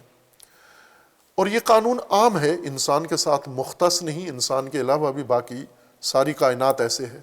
لیکن چونکہ انسان کے لیے پرورش کا اللہ نے ایک بڑا خوبصورت نرالا نظام بنایا ہے باقی کائنات سے ہٹ کر سوا، اس لیے یہ پرورش کا قانون اللہ تبارک و تعالیٰ نے انسان کے لیے رکھا ہے. اور اس پرورش کی اس ضرورت کو مدیریت کرنے کے لیے، اس پرورش کی مدیریت کو پورا کرنے کے لیے اللہ کا اسم شریف رب ہے، یعنی پرورش دینے والی ذات ہے.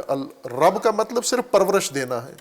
رب کا کام باقی کام نہیں ہے جو ہم عموماً ذہن میں رکھتے ہیں. غیر پرورشی کام رب کا نہیں ہے، وہ غیر پرورشی کام باقی خالق کے ہیں، مالک کے ہیں اور اللہ کے ہیں، باقی وہ کام ہیں. لیکن جن کا پرورش سے تعلق ہے وہ سب رب کے تحت آتے ہیں، وہ سارے کام کہ اللہ کی ذات رب ہے. اور ہم کیا ہیں؟ ہم مربوب ہیں اور ہم متربی ہیں، یعنی تربیت پانے والے، قابل تربیت اور قابل پرورش ہیں ہم.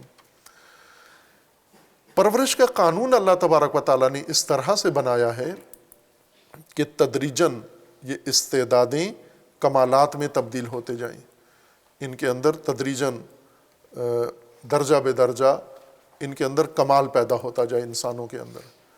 یہ جو تکمیل ہے انسان کی، پرورش کا مرحلہ ہے، یہ پرورش ابتلا سے ہے. اس پرورش کا قانون ابتلا ہے، یعنی انسانوں کے اندر کمالات پیدا کرنا، انسانوں کے اندر وہ ضروری صلاحیتیں، مہارتیں پیدا کرنا، وہ سب ابتلا کے ذریعے سے ہوگا. ہمارے ذہن میں یہ بیٹھا ہوا ہے، مثلا خصوصاً آج شب کے لیے یہ بہت اہم ہے. آج شب ہم اللہ تبارک و تعالیٰ سے کچھ لینے کے لیے تیار بیٹھے ہوئے ہیں. خوب، تو اللہ کا قانون تو پتہ ہو کہ دیتا کس طرح سے ہے، رب دیتا کیسے ہے. مثلا لیلۃ القدر ہے، اپنی مقدرات ہم نے بنانی ہے، تقدیر اپنی بنانی ہے ہم نے. خوب کس طرح سے اور کیا قانون کیا ہے اللہ کا تقدیر کا یا مقدرات کا؟ ہمارے ذہن میں یہ ہے کہ جس طرح ہم آرڈر کرتے ہیں، یہ ڈیلیوری والوں کو کوئی چیز ہمیں چاہیے ہوتی ہے بازار سے، تو آج کل زیادہ آسان ہے کہ آپ فون کرتے ہیں ان کو اور انہیں آرڈر بک کراتے ہیں کہ یہ چیز مجھے دے دیں. وہاں سے ڈیلیوری بوائے آتا ہے، باکس بھرا ہوا آپ کے گھر میں آ کے پہنچا جاتا ہے، جو گھروں تک پہنچاتے ہیں لوگ آ کے. خوب یہ ہم نے یہ سمجھا ہوا ہے کہ اللہ تبارک و تعالیٰ کے ہاں بھی ایسا ہے کہ اللہ تبارک و تعالیٰ نے ملائکہ کو رکھا ہوا ہے ڈیلیوری بوائے کے طور پر، اور ہم آرڈر بک کرنے والے، آج ہم نے آرڈر بک کرنے ہیں، اور ادھر سے اللہ نے ملائکہ کو بھیجنا ہے، جا یہ میرا بندہ، اس نے اچھے ذرا آج حالت پیدا کی ہے، آنسو زیادہ بہائے ہیں اور دعا زیادہ کی ہے، دل زیادہ نرم ہے، تو یہ جا بیگ بھرا ہوا، یہ اس کو جا کر دے اپنے گھر میں۔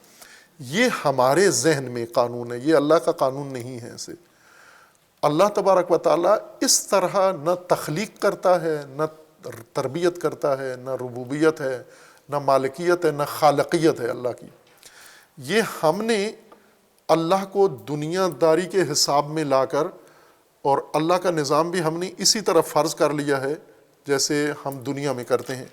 اس سے پہلے والی جو آیت گزری ہے، آیا 48 سورہ مبارکہ بقرہ کی، اس وقت ہماری بات آیا 49 میں ہے۔ آیا 48 میں اللہ نے یہ ہماری غلط فہمی دور کی ہے، وہ بھی بنی اسرائیل کے خطاب کے دوران، وَاتَّقُوا يَوْمًا لَا تَجْزِي نَفْسٌ عَن نَفْسٍ شَيْئًا وَلَا يُقْبَلُ مِنْهَا شَفَاعَةٌ وَلَا يُؤْخَذُ مِنْهَا عَدْلٌ وَلَا هُمْ يُنصَرُونَ۔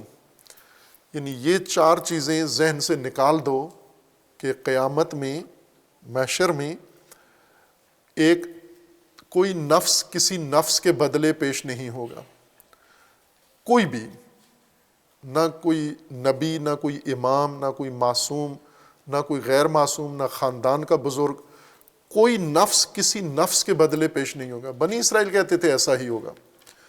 حضرت عیسیٰ مسیح تمام مسیحیوں کی جگہ پیش ہو جائیں گے، کوئی مسیحی اللہ پر پیش نہیں ہوگا، کسی کا حساب و کتاب نہیں ہوگا، صرف مسیح جائیں گے اور جا کر کہیں گے کہ یہ میرے ہیں سارے، اور ان کو میری خواہش ہے جنت میں جائیں۔ چونکہ مسیح اللہ کو بہت پیارا ہے، لہٰذا جو ہی مسیح یہ کہیں گے تو فوراً ان کے سارے گناہ معاف ہو جائیں گے۔ یہود کا یہ اعتقاد تھا کہ یہ کام حضرت ابراہیم کریں گے، کہ حضرت ابراہیم جہنم کے دروازے کے باہر وہاں بیٹھے ہوں گے کرسی لگا کر، اور ملائکہ مجرمین کو پکڑ پکڑ کے جہنم لے کے جا رہے ہوں گے، اور حضرت ابراہیم پہلے پوچھ لیں گے کہ یہ یہودی تو نہیں ہے، تو ملائکہ کہیں گے یہودی ہے، تو کہیں گے روک لو اس کو، یہودی ہے تو پھر جہنم میں نہیں جائے گا۔ تو وہ کہیں گے حضور یہ مجرم ہے، تو انہوں نے کہا جب میں کہہ رہا ہوں کہ اس کو نہیں جہنم بھیجنا تو نہیں بھیجنا، تو تمہیں پتہ نہیں ہے میں اللہ کا خلیل ہوں، اور اللہ کا خلیل جب اللہ سے کہہ دے کہ نہیں بھیجنا تو پھر یہ یہود کا نظریہ ہے۔ اور اب مسلمانوں کا نظریہ ہے کہ مسلمان کہتے ہیں کہ یہ رسول اللہ اسی طرح بیٹھے ہوں گے وہاں پر کملی لے کے، اور جتنے مجرمین امت ہوں گے وہ سارے رسول اللہ، ملائکہ کو روک لیں گے کہ انہیں نہیں جانا۔ اور شیعہ تو اس میں رسول اللہ کے بعد مولا علی کو بھی کھڑا کرتے ہیں کہ یہاں مولا علی بھی کہیں گے کہ میرا ماننے والا مجرم ہے تو یہ بالکل آگ میں نہیں جائے گا۔ یہ تمام ادیان میں یہ تصور موجود ہے، کیونکہ دنیا میں ایسے ہی ہوتا ہے۔ دنیا میں مجرم کو بچانے کے لیے کوئی بڑا آدمی آ کے کھڑا ہو جاتا ہے اور اس کو سزا سے بچا لیتا ہے۔ ہمارے ملک میں بھی ہوتا ہے، ساری دنیا میں ہوتا ہے۔ اس لیے فرمایا وَاتَّقُوا يَوْمًا لَا تَجْزِي نَفْسٌ عَن نَفْسٍ شَيْئًا، کوئی نفس کسی نفس کی جگہ پیش نہیں ہوگا۔ دوسرا یہ کہ وَلَا يُقْبَلُ مِنْهَا شَفَاعَةٌ، کسی کی سفارش بھی قبول نہیں کی جائے گی۔ وَلَا يُؤْخَذُ مِنْهَا عَدْلٌ، رشوت بھی نہیں لی جائے گی، معاوضہ کے طور پر معاوضہ لے کے کسی مجرم کو نہیں چھوڑا جائے گا۔ وَلَا هُمْ يُنصَرُونَ، اور وہاں کوئی مدد کرنے والے، مجرموں کو قید سے چھڑانے والے ساتھی بھی نہیں ہوں گے، یعنی پورا دنیاوی سسٹم وہاں نہیں ہوگا۔ یہ اس لیے تصریح کی گئی ہے کہ اللہ کے قانون وہ نہیں ہیں جو تم نے لاگو کر رکھے ہیں، جن کے مطابق تم چلتے ہو۔ اب مثلا ہم اللہ تبارک و تعالیٰ کی بارگاہ میں دعا کرتے ہیں، آج شب دعا ہے، شب تقدیر ہے، تو قانون تو اللہ کا پتہ ہو کہ کیسے ہونا ہے۔ اگر ہمارے ذہن میں یہ بیٹھے ہوئے ہوں، یہ تصورات جو قرآن نے سورہ بقرہ کی آیا 48 میں جن کو رد کر دیا ہے کہ یہ نہیں ہوگا، اور ہم یہی ذہنیت بیٹھ کر یہاں بیٹھے ہوں گے کہ یہی تو کروانے آئے ہیں آج ہمیں۔ اسی طرح اللہ کی تخلیق کا نظام، اللہ کی ربوبیت کا نظام اگر ہمیں نہیں پتہ اور ہم بیٹھے ہوئے ہیں اسی رب سے کچھ منگوانے کے لیے، کچھ لینے کے لیے، ہمارا تصور یہ ہے کہ رب نے ایک خزانہ بنایا ہوا ہے اور ہر انسان کی ضرورت وہاں رکھی ہوئی ہے، اور ملائکہ ہیں ڈیلیوری کے لیے، صرف ادھر بندہ حاضر ہو مسجد میں اللہ کے سامنے اور آ کے دعا مانگے، آرڈر بک کرائے اپنا. دعا کو ہم اس طرح استعمال کرتے ہیں کہ جیسے ہمارے آرڈر بک کر رہے ہیں کہ خدایا یہ نوٹ کر لیں، یہ میرے پاس لسٹ ہے، یہ میں کر رہا ہوں، یہ کر دے، وہ کر دے، تجاویز، آرڈر سارے. اور پھر ملائکہ، چونکہ آج رات وعدہ ہے ملائکہ نازل ہوں گے، تو وہ سارے آرڈر ملائکہ لے کے آپ کی گود میں جا کر ڈال دیں گے. تو اس کا مطلب یہ ہے کہ ہم فرصت ضائع کر رہے ہیں لیلۃ القدر کی، قانون نہ سمجھنے کی وجہ سے. اللہ تبارک و تعالیٰ نے دعا بھی اللہ کا قانون ہے اور عطا بھی اللہ کا قانون ہے، استجابت دعا بھی اللہ کا قانون ہے. دونوں اللہ کے مسلم قانون ہیں کہ آپ دعا کریں اور آپ کی دعا رد نہیں ہوگی، خصوصاً آج کی شب. لیکن آپ کو قانون تو دعا کا پتہ ہو کیا ہے، اللہ کے قوانین کو بائی پاس تو نہیں کرنا آپ نے. اور اس میں قانون اللہ تبارک و تعالیٰ کا یہ ہے کہ آپ کی جتنی ضروریات ہیں یہ ساری خدا نے قانون ابتلاء کے ذریعے آپ کو عطا کرنی ہے. آج شب دعا جس کی سن لی گئی ہے تو اس کا مطلب یہ ہے کہ جو کچھ اس نے اول تو اگر اوٹ پٹانگ مانگا ہے تو وہ دعا شمار ہی نہیں ہوتی، وہ تجویز شمار ہوتی ہے. وہ چیزیں اللہ کو نہیں چاہیے، اللہ کو مشورے نہیں چاہیے، تجاویز نہیں چاہیے، چونکہ وہ خود رب ہے. دعا انسان کے اندر ایک تقاضا ہے جو اللہ تبارک و تعالیٰ سے طلب کرتا ہے، اور یہ تقاضا اللہ کے قانون کے مطابق ہونا ضروری ہے. اللہ کا قانون خلقت ہے اور اللہ کا قانون ربوبیت ہے. اس قانون کے مطابق آپ نے تقاضا اپنا ظاہر کرنا ہے، اور اس تقاضے کے مطابق آپ کو اگر اس قانون کے مطابقت ہو رہی ہے تو اللہ نے آپ کو یقیناً وہ چیز دینی ہے جو آپ نے دعا کی ہے. کس طرح دے گا؟ اس قانون، اس عطا کا طریقہ ابتلاء ہے. یعنی اللہ تبارک و تعالیٰ نے آپ کی جب دعا سنی ہے، سننے کا مطلب یہ ہے کہ اب آپ کو خدا نے بھرتی کر لیا ہے، چن لیا ہے. اب آ جاؤ کیمپ میں، ٹریننگ کیمپ میں آ جاؤ، اب شروع کرو یہ کام. خوب کیوں کریں؟ مانگا ہے نا آپ نے، طلب کیا ہے کچھ اللہ تبارک و تعالیٰ سے. اس طلب تک پہنچنے کے لیے مرحلہ یہ ہے، قانون اللہ کا یہ ہے کہ اس طرح خدا دیتا ہے، نہ کہ ملائکہ کو باکس بنا کے دے دیتا ہے کہ اس نے مانگ لیا ہے، آرڈر بک کرایا ہے تو یہ آرڈر اس کا اس کے گھر پہنچاؤ. اس چیز تک اسے پہنچنے کے لیے خدا نے قانون بنایا ہوا ہے، وہ قانون ابتلاء ہے. ابتلاء یعنی اللہ تبارک و تعالیٰ نے آپ کو ایک عمل میں، ایک میدان میں ڈال دینا ہے. وہ مختلف طرح کا ہو سکتا ہے، وہ ناگوار بھی ہو سکتا ہے آپ کے لیے، وہ خوشگوار بھی ہو سکتا ہے.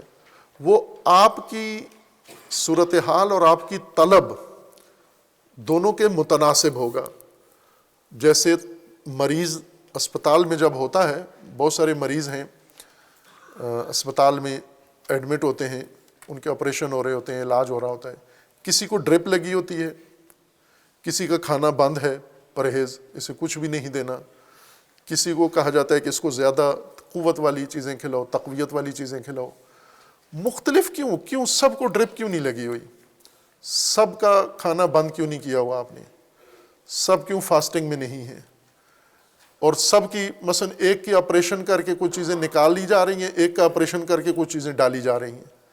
تو یہ ایک جیسا کام کیوں نہیں کر رہے سب کے ساتھ؟ چونکہ مریض مختلف ہیں، صورتحال مختلف ہے. جس کی چربی زیادہ ہے وہ نکالنی ہے باہر، جس کے اندر خون کی کمی ہے خون ڈالنا ہے اس کے اندر، جس کے اندر شوگر زیادہ ہے اس کی شوگر کم کرنی ہے، جس کے اندر شوگر کم ہے اس کو شوگر زیادہ دینی ہے.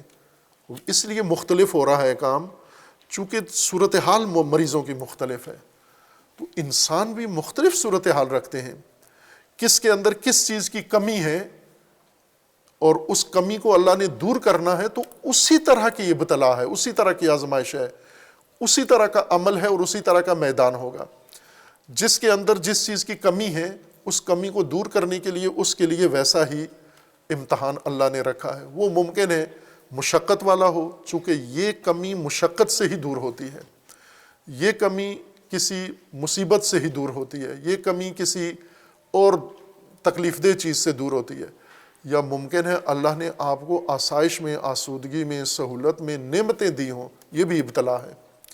کیونکہ اس کے اندر جس چیز کی ضرورت ہے وہ نعمت سے دور ہوگی، نہ کہ مصیبت سے یا مشکل سے دور نہیں ہوگی، نعمت کے ذریعے سے اس کے اندر یہ چیز پیدا ہوگی، ابتلا ہوگی۔ پس ابتلا اللہ کی طرف سے لوگوں کو پرورش کرنے کے لیے، یعنی اللہ کی ربوبیت کے عملی نظام کو، پروسیجر کو ابتلا کہتے ہیں۔ مثلا ہم مختلف چیزیں ابھی سیکھ رہے ہیں نا، اپنے آج کل کے ٹیکنالوجی کے دور میں زیادہ لوگ سیکھ رہے ہیں، کوئی آئی ٹی میں کیا سیکھ رہا ہے، کوئی کیا سیکھ رہا ہے، کوئی کیا سیکھ رہا ہے۔ خوب یہ کس طرح سے یہ سب کچھ سکھایا جا رہا ہے آپ کو؟ اس کا ایک پروسیجر ہے۔ آپ کو انتخاب کرتے ہیں، انتخاب کر کے آپ کی کلاسیں رکھتے ہیں، پھر آپ کے لیے کچھ پریکٹیکل رکھتے ہیں، پھر آپ کو ایک ٹائم کے لیے مختلف پروجیکٹ دیتے ہیں، کام دیتے ہیں، وہ چیک کرتے ہیں، ریجیکٹ کرتے ہیں، اس کی اصلاح کرتے ہیں، اور اس طرح کرتے کرتے آپ کے اندر وہ مہارت پیدا ہو جاتی ہے۔ وہ مہارت ممکن ہے وہ میڈیکل کی مہارت ہو، وہ انجینئرنگ کی مہارت ہو، وہ آئی ٹی کی مہارت ہو۔ یہ کام ہم روزانہ جو سیکھ رہے ہیں، اس سیکھنے کے لیے کچھ مشقت میں ہے، کچھ سہولت میں ہے۔ یعنی کچھ لوگوں کو گھر سے جانا پڑتا ہے، کچھ لوگوں کو دور جانا پڑتا ہے، کچھ کو کالج یونیورسٹی جانا پڑتا ہے، کچھ کو کسی اور جگہ جانا پڑتا ہے، کچھ کو پیسے دینے پڑتے ہیں، کچھ کو اور مشکلات کا سامنا کرنا پڑتا ہے۔ یہ سب کس لیے ہیں؟ تاکہ تمہارے اندر وہ مہارت، وہ خاصیت پیدا ہو جائے۔ اللہ تبارک و تعالیٰ نے انسان کی تربیت کے لیے جو طریقہ کار مقرر کیا ہے، تخلیق کے بعد تربیت ہے۔ تربیت کا عمل یعنی انسان کے اندر جو صلاحیتیں ہیں، استعدادیں ہیں، وہ ساری کمالات بنانے ہیں۔ ان کمالات تک پہنچانے کے لیے، اس کمی کو دور کرنے کے لیے اللہ نے ابتلا رکھا ہے۔ ابتلا یعنی مختلف کام، مختلف مشقتیں، مختلف صورتحال، اس میں دونوں قسم کی چیزیں ہیں۔ ممکن ہے اللہ آپ کو فراوان کوئی وسائل دے دے تو یہ ابتلا ہے، ممکن ہے جو ہیں وہ بھی لے لے خدا آپ سے، یہ بھی ابتلا ہے۔ یہ دونوں اسی لیے ہیں تاکہ آپ اس حالت سے نکل کر اس کمال کی حالت میں آ جائیں، یا آپ کے اندر وہ صلاحیت پیدا ہو جائے۔ اس لیے بلا کا مطلب یہ ہوتا ہے کہ آزمائش، بلا کا مطلب مصیبت نہیں ہے، آزمائش۔ آزمائش دونوں صورتوں میں سخت بھی ہو سکتی ہے، ناگوار بھی اور خوشگوار بھی۔ اور یہ دونوں ابتلا اس لیے ہیں کہ جو اللہ چاہتا ہے انسان کے اندر، یا انسان نے طلب کیا ہے، انسان چاہتا ہے کہ اللہ مجھے دے، اس مقام تک پہنچانے کے لیے انسان کو اس سارے مرحلے سے گزارا جاتا ہے۔ یہ کام انفرادی طور پر ہے، جیسے آج ہم یہاں پر ہیں، سب انفرادی مطالبات لے کر ہیں، ٹوٹل 100%، بالکل ذاتی نوعیت کے۔ بہت زیادہ کسی میں وسعت دعا ہوئی تو خاندان کے لیے، اپنے بیوی بچوں کے لیے بھی مانگ لے گا، ورنہ زیادہ تر تو ذات کے لیے ہوتے ہیں۔ لیکن اللہ تبارک و تعالیٰ نے انسانی زندگی کا جو نظام بنایا ہے وہ انفرادی نہیں ہے، سماجی ہے۔ سماجی نظم بنایا ہے، سماجی ڈھانچہ بنا کر انسان کو وہاں پہ رکھا ہے کہ جو کچھ بھی انسان نے لینا ہے وہ اس مجموعے کے اندر انسان کو عطا ہوگا۔ جیسے زمین ایک ماحول ہے، اور اس زمین کے اندر جو اگنا ہے، وہ زمین کا سارا نظام اس کے اندر مؤثر ہے۔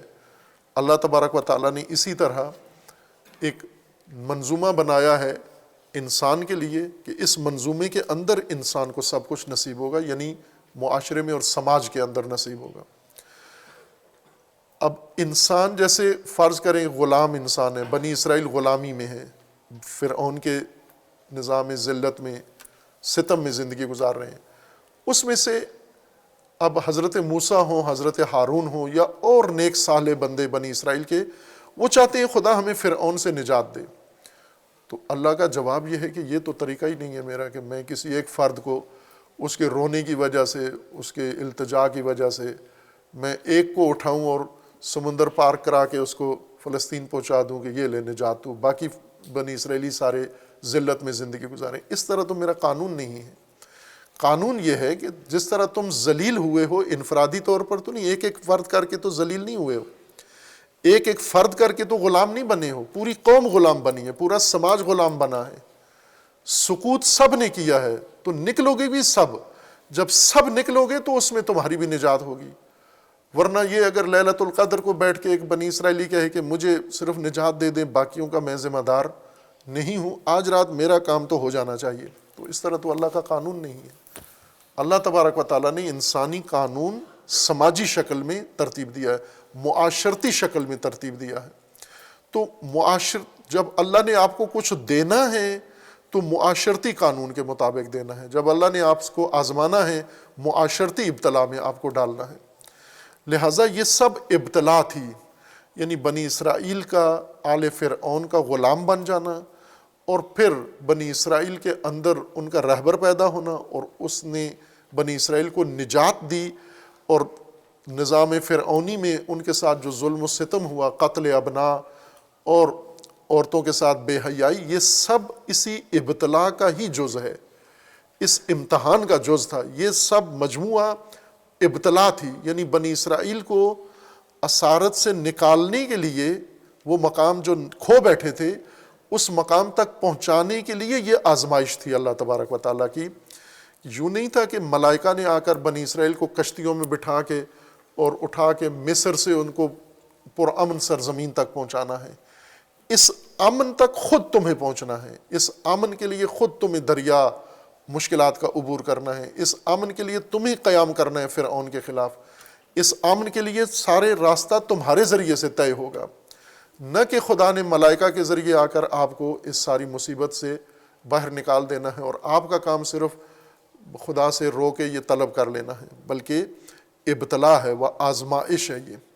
یہ قانون اگر ہمیں معلوم نہ ہو اللہ کا تو ضائع کر دیتے ہیں، ہم دعا کی فرصت بھی ضائع کر دیتے ہیں، ہم لیلۃ القدر کی فرصت بھی ضائع کر دیتے ہیں، ہم تعلیم و تربیت کی فرصت بھی ضائع کر دیتے ہیں، ہم بہت سارے مواقع جو اللہ نے ہمیں دیے ہیں قانون سے ناآشنائی کی وجہ سے اپنے قوانین کو بنیاد بنا کر وہ ضائع کر دیتے ہیں۔ یعنی اپنا ہمارا قانون ہے کہ ہم ادھر سے طلب کریں گے، آرڈر بک کرائیں گے، ادھر سے ڈیلیوری فرشتہ آئے گا اور آ کر صبح ہمارے گھر میں یہ چیز پہنچا کے چلا جائے گا۔ یہ نہیں ہے طریقہ اللہ تبارک و تعالیٰ کا، اس کا طریقہ ابتلا ہے۔ ابتلا یعنی آپ کو آزمائشوں میں ڈالنا ہے اور آپ کی کمزوریاں دور کرنی ہیں، آپ کے اندر جو کمی ہے وہ ایجاد کرنی ہے، وہ فضائل پیدا کرنے ہیں، آپ کے اندر جو اخلاقی کمزوریاں ہیں وہ ابتلا سے دور کرنی ہے، اخلاقی برتری ابتلا سے پیدا کرنی ہے، آپ کی سماجی کمزوریاں ابتلا سے دور ہونی ہیں، آپ کی سماجی برتری ابتلا سے پیدا ہونی ہے۔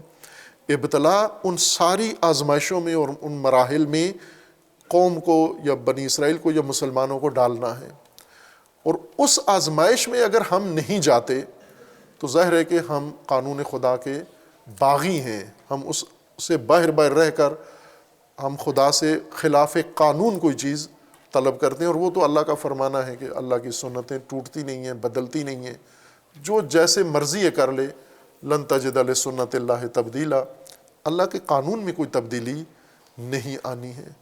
خوب یہ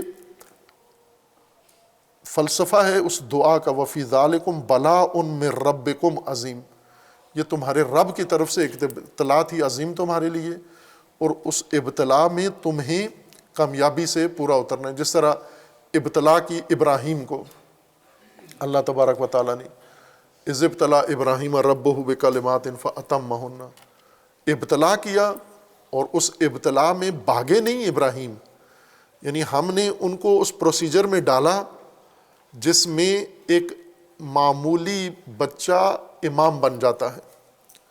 ابراہیم جو آزر کے زیر تربیت ہیں، بت پرست کے زیر تربیت رہے ہیں، اس کے کفالت میں رہے ہیں، ایک مشرک بتگر بت فروش انسان، وہ بڑا بزرگ تھا حضرت ابراہیم کا، اور اس کے زیر پرورش تربیت یافت اس کے زیر پرورش آدمی کو اللہ تبارک و تعالیٰ نے اپنے پروسیجر میں ابتلا میں ڈالا، آزری منظر سے نکالا اور اپنے جب نظام میں ڈالا تو وہ امام بن گیا لوگوں کا۔ کیسے بنا؟ ابتلا ابراہیم ربہ بکلمات، ہم نے کچھ باتوں میں کچھ کلمات میں آزمایا، نہ کہ اس طرح پوری آزمائش کی، کچھ میں آزمایا اور انہوں نے پوری کر دکھائی۔ فاتمہن، یہ ابتلا اتمام کرنا ہے، یہ ابتلا ابراہیم کو خود اتمام کرنا ہے۔ امامت وہ ہدیہ نہیں ہے جو اس ڈیلیوری ملائکہ سے کہیں گے یہ ابراہیم کے گھر چھوڑ کے آ جاؤ، اس تک ابراہیم نے خود پہنچنا ہے۔ کس طرح سے پہنچنا ہے؟ اتمام ابتلا سے۔ ابتلا اللہ نے کی ہے، اتمام ابراہیم کا کام ہے۔ اور اسی طرح پھر سب کو اللہ تبارک و تعالیٰ نے باری باری یہ موقع دیا ہے، جو حضرت ابراہیم کے لیے ہے وہ سب کے لیے ہے۔ سورہ بقرہ میں اللہ تبارک و تعالیٰ کا فرمانا ہے، یعنی سورہ بقرہ میں آیا 124 میں ہے، وَإِذِ ابْتَلَىٰ إِبْرَاهِيمَ رَبُّهُ بِكَلِمَاتٍ فَأَتَمَّهُنَّ قَالَ إِنِّي جَاعِلُكَ لِلنَّاسِ إِمَامًا قَالَ وَمِن ذُرِّيَّتِي قَالَ لَا يَنَالُ عَهْدِ الظَّالِمِينَ۔ حضرت ابراہیم کو اللہ نے، رب نے، چونکہ رب نے کیا، پرورش رب نے کرنی ہے، تو رب نے ابتلا میں، امتحان میں ڈالا، ایک نہیں بکلمات، کئی طرح کے امتحان میں ڈالا۔ فَأَتَمَّهُنَّ، ان سب کو ابراہیم نے پورا کیا، اس ابتلا کو۔ تو اللہ نے اس وقت فرمایا قَالَ إِنِّي جَاعِلُكَ لِلنَّاسِ إِمَامًا، اب تو لوگوں کا امام ہے۔ حضرت ابراہیم نے کہا وَذُرِّيَّتِي وَمِن ذُرِّيَّتِي، تو یہ تو میری ذریت کی بھی ضرورت ہے امامت۔ تو حضرت ابراہیم کو جواب یہ ملا کہ ظالم تو نہیں پہنچ سکتا، ظالم تو ابتلا میں ناکام ہے، اتمام تو نہیں کرتا، وہ تو ناتمام چھوڑ دیتا ہے۔ ظالم کا مطلب یہی ہے کہ جو ابتلا ناکام چھوڑ دیتا ہے، ترک کر دیتا ہے، ابتلا کا امتحان پورا آخر تک لے کے ہی نہیں جاتا۔ تو ظالم کو تو امام نہیں بنانا، ظالم کو کیا بنانا ہے؟ ظالم کو لیبر بنانا ہے، مزدور بنانا ہے، ملازم بنانا ہے، کسی اور ملک میں بھیج دینا ہے، فرعونوں کے پاس بھیج دینا ہے ذلیل ہونے کے لیے، خوار ہونے کے لیے، کسی فاسق فاجر افسر کا ماتحت اس کو بنا دینا ہے۔ تو یہ ظالموں کا، تیری ذریت کے ظالموں کے لیے ہم نے بندوبست کیا ہوا ہے۔ لیکن امامت کا انتظام ابتلا ہے۔ خوب، اب کیا یہ ابتلا کس کس کی ہوگی؟ سورہ بقرہ آیا 155 میں ہے وَلَنَبْلُوَنَّكُمْ بِشَيْءٍ، سب کو، تم سب کو ہم مبتلا کریں گے، آزمائیں گے۔ من خوف، بشیء من الخوف والجوع ونقص من الاموال والانفس والثمرات وبشر الصابرین، ہم آپ کو آزمائیں گے، خوف، بھوک، مال کی کمی، نفس کی کمی اور ثمرات کی کمی، یعنی خوف، بھوک اور پیسے کا نقصان اور جان و مال کا نقصان اور بچوں کا نقصان، شہادت بچوں کی، تمہاری اپنی شہادت، مالی نقصان اور اسی طرح بھوک اور خوف۔ لیکن اس آیت میں یہ ہے وَلَنَبْلُوَنَّكُمْ، یہ جب ہم ڈالیں آپ کو ان کاموں میں تو یہ ہماری ابتلا ہوگی، ورنہ اپنی حماقت کی وجہ سے بھوک کاٹ رہے ہو، اپنی بے وقوفی کی وجہ سے خوف میں مبتلا ہو گئے ہو، اپنی غلطیوں کی وجہ سے اپنا مالی نقصان کر بیٹھے ہو، یہ ابتلا نہیں ہے۔ ہر چیز کے اوپر یہ آیت نہ فٹ کرو۔ وَلَنَبْلُوَنَّكُمْ، جب ہم آپ کو اس آزمائش میں ڈالیں، ورنہ آپ خود بھی یہ سارے کام کرنے والے ہو۔ آپ خود گاڑی اوور ڈرائیو کی، آپ نے اوور سپیڈ لگائی، ایکسیڈنٹ کر کے بچے مار دیے اپنے، اب کہو وَلَنَبْلُوَنَّكُمْ بِشَيْءٍ مِّنَ الْخَوْفِ وَالثَّمَرَاتِ، ہم نے آپ کو یہ بچے مارنے تھے گاڑی میں، نہ، یہ آپ نے خود مارے ہیں، یہ اللہ نے نہیں مروایا آپ کے بچے۔ کاروبار حماقت کی، ادھار دیتے رہے، قرض دیتے رہے، دوستوں یاروں کو بھروسہ کر کے، تو کاروبار سارا تباہ کر دیا۔ پھر آخر میں اوپر دکان پہ یہ آیت لکھ دو وَلَنَبْلُوَنَّكُمْ بِشَيْءٍ مِّنَ الْخَوْفِ، بھوکے ہو، نہ اپنے لیے کھانا ہے نہ بچوں کے لیے کھانا ہے، اور یہ کہو جی کیوں بھوکے ہو، فاقے کیوں ہیں؟ چونکہ وَلَنَبْلُوَنَّكُمْ بِشَيْءٍ مِّنَ الْخَوْفِ، نہ، یہ نہیں ہے۔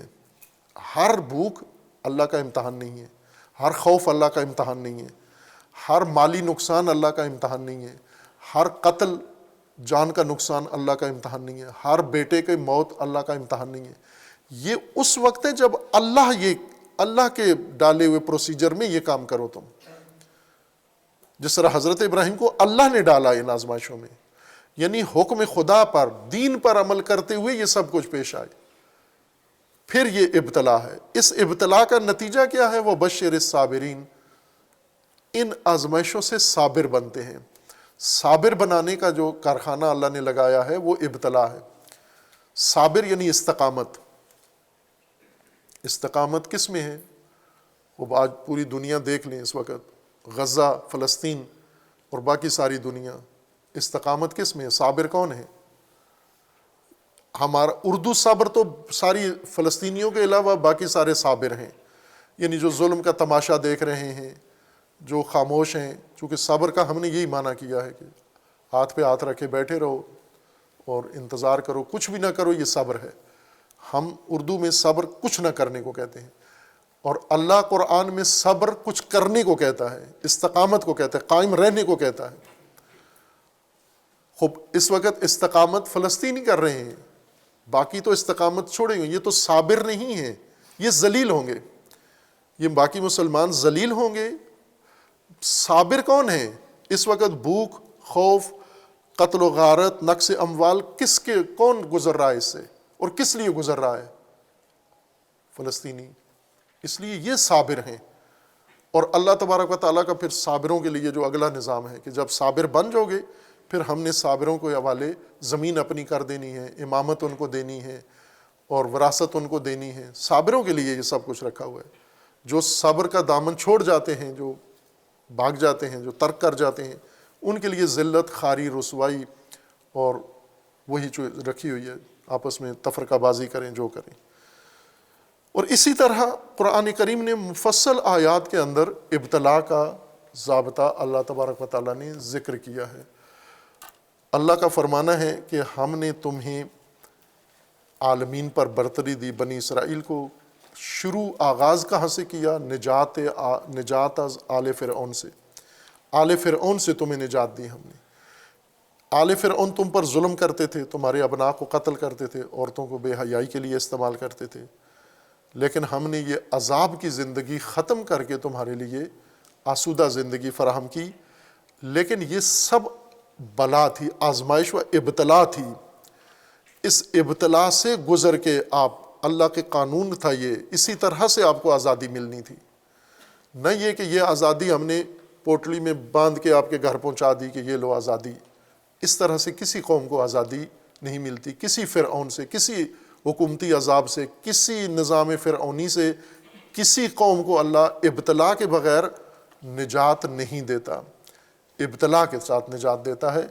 ابتلا یعنی آزمانا، آزما کر یا جانچنا کہ ان کے اندر کیا ہے کیا نہیں، یا پھر جانچنے کے بعد یہ واضح ہو جانے کے بعد کہ ابھی کمزور ہیں، ضعیف ہیں، ان کی کمزوری اور ضعف کو مسلسل مبتلا رکھ کر ان کاموں کے اندر، ان دشواریوں کے اندر، اور ان کو اس مقام تک پہنچانا کہ ان کے اندر استقامت پیدا ہو جائے۔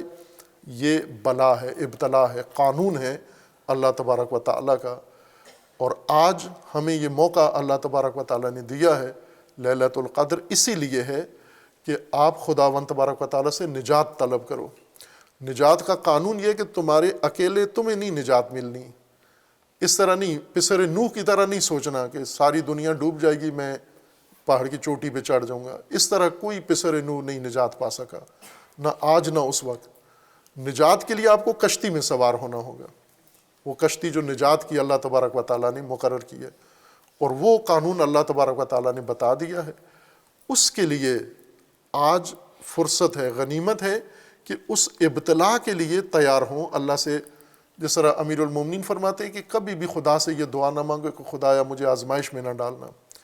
یہ کبھی بھی، یہ خلاف قانون ہے، ایک طرح کی بے دینی کی دعا ہے کہ مجھے آزمائش میں نہ ڈالنا، بلکہ دعا یہ کرو کہ اگر تو نے مجھے مبتلا کیا تو مجھے کامیاب کرنا، اس امتحان میں مجھے کامیاب کرنا، اس ابتلا کو کامیابی سے طے کرنے کے لیے مجھے توفیق دینا اور وسائل فراہم کرنا۔ انشاءاللہ اللہ تبارک و تعالیٰ نے آج شب مومنین کو یہ توفیق دی ہے اور وعدہ بھی دیا ہے، اور اللہ اپنے وعدے پر قائم ہے۔ اگر ہم اس وعدے کے رمز و راز کو سمجھ جائیں، اور ظاہر ہے ماہ مبارک رمضان ہے اور اس کا یہ آخری عشرہ بہت ہی اہم ہے، اس کی خصوصاً طاق راتیں جن میں سے آج کی شب ترجیحاً تمام راتوں پر برتری آج کی شب رکھتی ہے، اور اس میں ہمارے سامنے جو کچھ اس وقت صورتحال ہے اس کو بھی مد نظر رکھنا ہے، اور انشاءاللہ اپنے فلسطینی بھائیوں کو ان کی نجات کے لیے ان ظالموں سے آج شب خداوند تبارک و تعالیٰ سے وہ مرحلہ ابتلا کا طلب کرنا ہے۔ یعنی ہم اپنے بھائیوں کی نجات کے لیے جو قانون اللہ کا ہے اس قانون کو ہم کیسے طے کریں۔ اس طرح نجات نہیں ہوگی کہ ہم آج نجات یہاں سے مانگیں اور اللہ صبح فلسطین میں نجات ملائکہ کے ذریعے بھیج دے، بلکہ یہ مانگیں کہ میں فلسطین کی نجات کے لیے میں اس اللہ کے امتحان و آزمائش میں بھی اتروں، مجھے بھی خدا اس کا حصہ بنائے، میں بھی شامل ہوں اس کے اندر، جس طرح سے کہ بہت سارے جنود الہی اس کے اندر شامل ہیں، پھر یہ پروسیجر طے ہوگا۔ ورنہ ہم یہاں آرڈر بک کرائیں نجات کا، اپنی آزادی کا یا ان کی آزادی کا، اس طرح سے آزادی اللہ نے نہیں دینی۔ آزادی ہمارے ذریعے سے دینی ہے، ہمارے ہاتھوں سے دینی ہے۔ جب مانگیں گے تو پھر ابتلا ہوگی، جب ابتلا ہوگی تو اس میں اتمام بھی کرنا ہوگا اس ابتلا کو، اور اس اتمام سے پہلے چھٹیوں پہ نہیں چلے جانا، وہ کام پورا کر کے جانا ہے۔ پھر اللہ نے ان کو بھی نجات دینی ہے اور ہمیں بھی نجات دینی ہے۔ اور اللہ تبارک و تعالیٰ سے اپنی تمام کوتاہیوں پر مغفرت طلب کریں صدق دل سے، چونکہ اللہ بعضوں کو ابتلا آزمائش کرتا ہی نہیں ہے، چونکہ جب دیکھتا ہے کہ ناکارہ ہو چکے ہو، زنگ خوردہ، مثلا ایک لوہا ہے زنگ کھا گیا ہے اس سب کو، اس کو کیا بنائیں ہم، اس کو ریسائیکل کیا کریں، بھٹی میں کیا ڈالیں اس کو؟ ابتلا بھٹی میں ڈالنا ہے نا، پگھلانا ہے، پگھلا کے اس سے نئی چیز بنانی ہے۔ تو جس لوہے کو زنگ کھا گیا ہے، تباہ کر دیا ہے، وہ تو بھٹی والے اٹھا کے باہر پھینک دیتے ہیں کہ اس سکریپ سے کچھ بھی نہیں بنتا، اس کے اندر کچھ تو بچا ہوا ہو تاکہ اس کو بھٹی میں ڈال کے پگھلا کے آزمائش میں ڈال کے دوبارہ اس سے کارآمد چیز بنا دیں۔ تو وہ زنگ کیسے دور ہوگا؟ استغفار سے، خداوند تبارک و تعالیٰ سے مغفرت طلب کریں، توبہ نصوح، دھوکہ نہ، یہ نہ ہو کہ آج شب روتا ہوں، آج شب خدا کو دھوکہ دیتا ہوں، کل سے پھر وہی کام شروع کروں گا، نہ وہ نہ ہو، ایسا نہ ہو۔ بلکہ بعض لوگوں کو دیکھا گیا ہے کہ اعمال کے اندر، مسجد کے اندر ہی انہی کاموں میں مبتلا ہیں جن سے خدا سے رو رو کے معافی مانگ رہے ہیں۔ تو معافی کا مطلب یہ ہے کہ وہ زنگ سارا اتارنا ہے، جب سارا زنگ اتاریں گے پھر آگے ابتلا ہے اور پھر اتمام ہے اور پھر اللہ کی طرف سے نجات ہے انشاءاللہ۔ اللہ تبارک و تعالیٰ یہ توفیق ہم سب کو عطا فرمائے، ہم اپنی آزادی، گناہوں سے آزادی، ظلم و ستم سے آزادی، اسارت و قید و ذلت سے آزادی، اور اسی طرح اپنے مظلوم فلسطینیوں کی آزادی کے لیے اللہ سے توفیق طلب کریں، اور اس آزادی کے عمل کا خدا ہمیں حصہ بننے کی توفیق عطا فرمائے انشاءاللہ۔